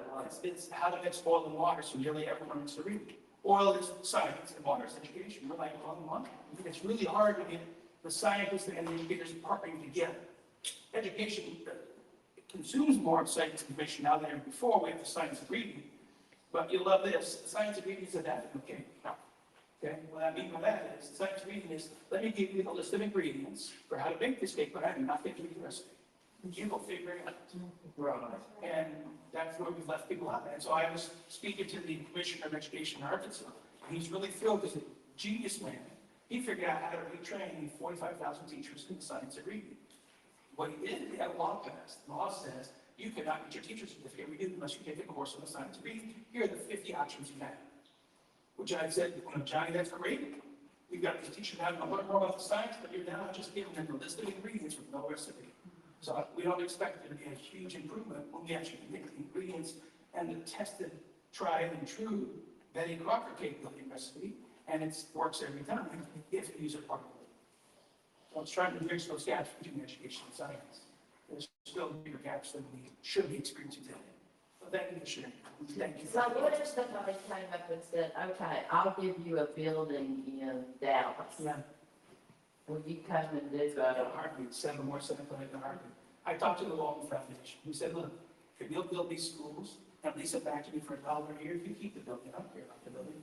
If you'll build buildings for me and set up the schools, I'll come stay at the schools. I'll set them in nonprofit. We'll run it. Because then the tuition will be so cheap, we can slide the fee scale everybody into it. And it's a win-win. I did the same in the more center. I have a family in Dallas who said, my friends are flying to Michigan, I'm sure to do their money, so tell her to buy me a building.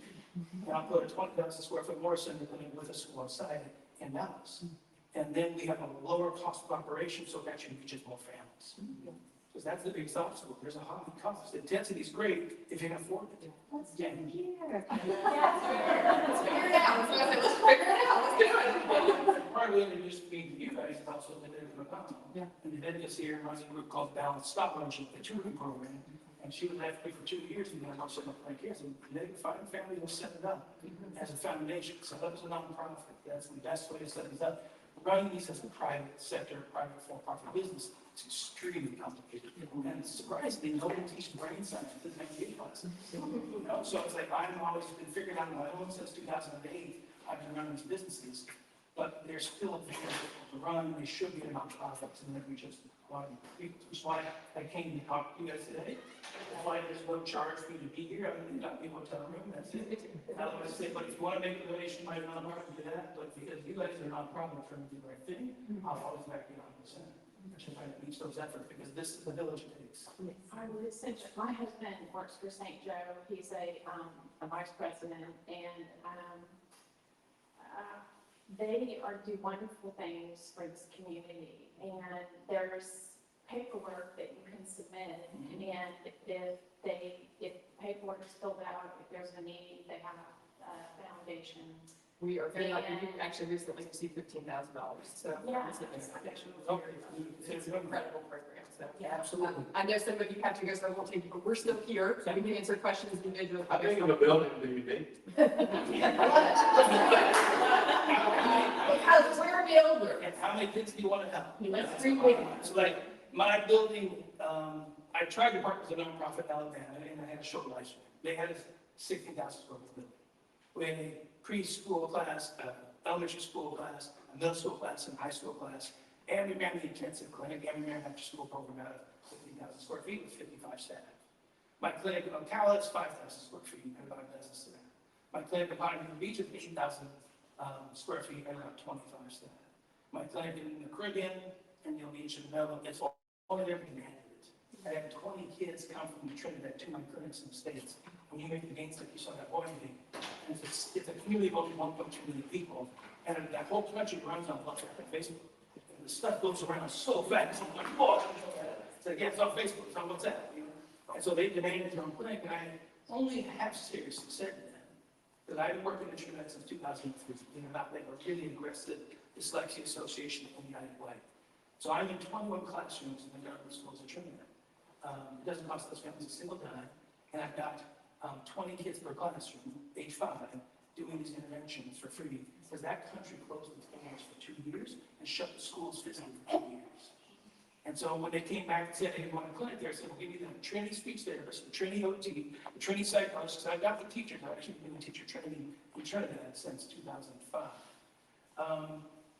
And if you know anything about the Caribbean, it's known for one thing. It's like slow life. That clinic opened in 5 months. So I gave him a challenge in April. I didn't really think it was serious. And they came back and said, okay, we got you the business partners, one of your parents just gave us what your clinic locale, we got the speech, we got the OT, we got the coach, we got the teachers. We're doing it. So yeah, we talked about it in April, but we opened in September of 2016. That's 5,000 square feet, about a dozen staff there as well. So because of the small group models, now I can do more with less space, but I can do more with more space too. It's really more about the cost. Who can fund the cost of the building? It typically costs $50,000 to set up an OT gym as part of the design. It typically costs about $75,000 just to buy the test supplies for the speech test, for the OT test, and for the psychologist test. And those are costs that I have no control over. But we get it set up as a nonprofit, and I put it together, there's a different way to actually help offset those costs. What would it cost you to, if somebody provided you the building? What all-in cost instead of to get your staff, you know, what would you say? I know the cost of it, I have to fund the building. I work for someone. Well, add that to that. But without that, Well, we're going to get the, yeah, it's typically the cost of a set of clinics, something between $300 and $500.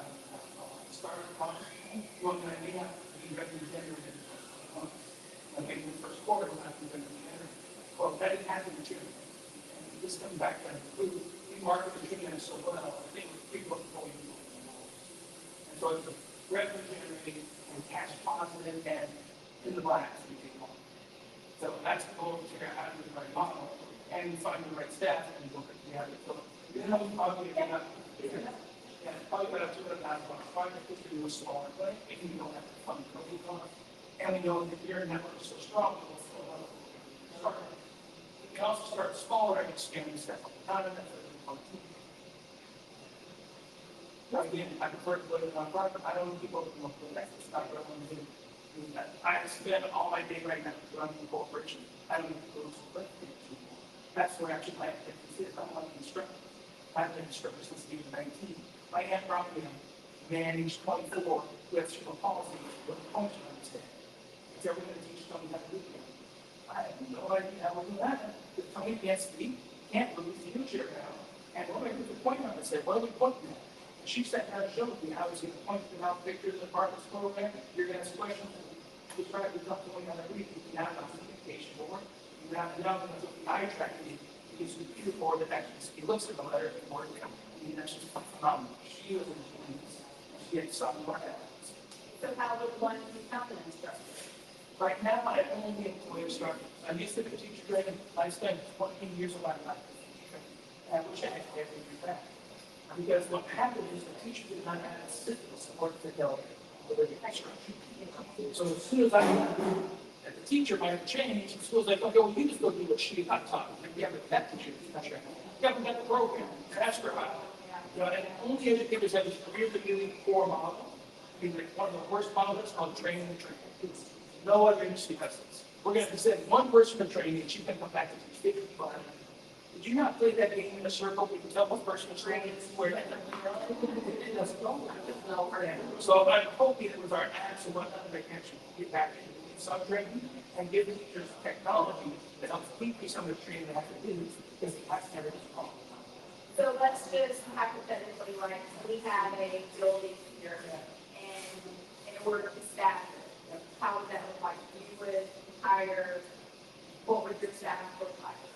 Certified teachers that got training under you? It's a mixture. So there's got to be a small group of teams. Yeah. There's got to be 1 to 2 speech therapists. There's got to be 1 to 2 psychologists. We usually get one of those people who have senior experience, and they become a clinical practice. So one of these therapists are actually a clinical director. And we bring in 4 to 6 instructors. You're not supposed to serve them teachers. All those literacy scores you saw up there, they can be certified. Certification doesn't change nothing. These people try really hard to use that certificate. Nobody looks at the teaching, big money they can make this development. I'm a product of that family, you have a lot of money going up. You have some 5 kids, sometimes 6 or 7, and they adopted and they got foster kids. Yeah, but you've got to give them the emphasis programs and help them set up the development. So that allows me to hire college graduates, any discipline, and we screen them ahead of time to figure out what functional skills somewhere, figure out if you're actually going to treat with you first, and then we're going to put you to training and treat that level. So, yeah, lots of variability coming. You real man. I got 6 more years for retirement. Okay. You got to plan. You got a job after retirement. The last thing I'll just say, one, if you don't already follow us on Facebook and all the socials, please do. It helps us spread our mission and the work that we're doing and bring more people here like Dr. Conway. So thank you guys so much again for being here. Please, if you go to Chiringo, thanks them. They provided all our food today. And of course, they're doing our roundup programs. If you don't eat at Chiringo, finish this. Ask for the handout, because I want to round up, and you can round up, pennies on your bill, and that will be really to us, so we appreciate it. What is our next event? Where's Lauren? Oh, yes, we are the beneficiary of the 38 Phone Fest coming up on May 11th, and that's a whole beer festival out here. It's super fun, so come to that. We have our weekly support for babies on Thursday night at Church Street Village. People have some people to spend, and then we are working on our fall event, which is really great. So thank you guys for being here. We'll be here to answer questions. We're just so grateful for your time and your energy here. Thank you, Dr. Conway, for seeing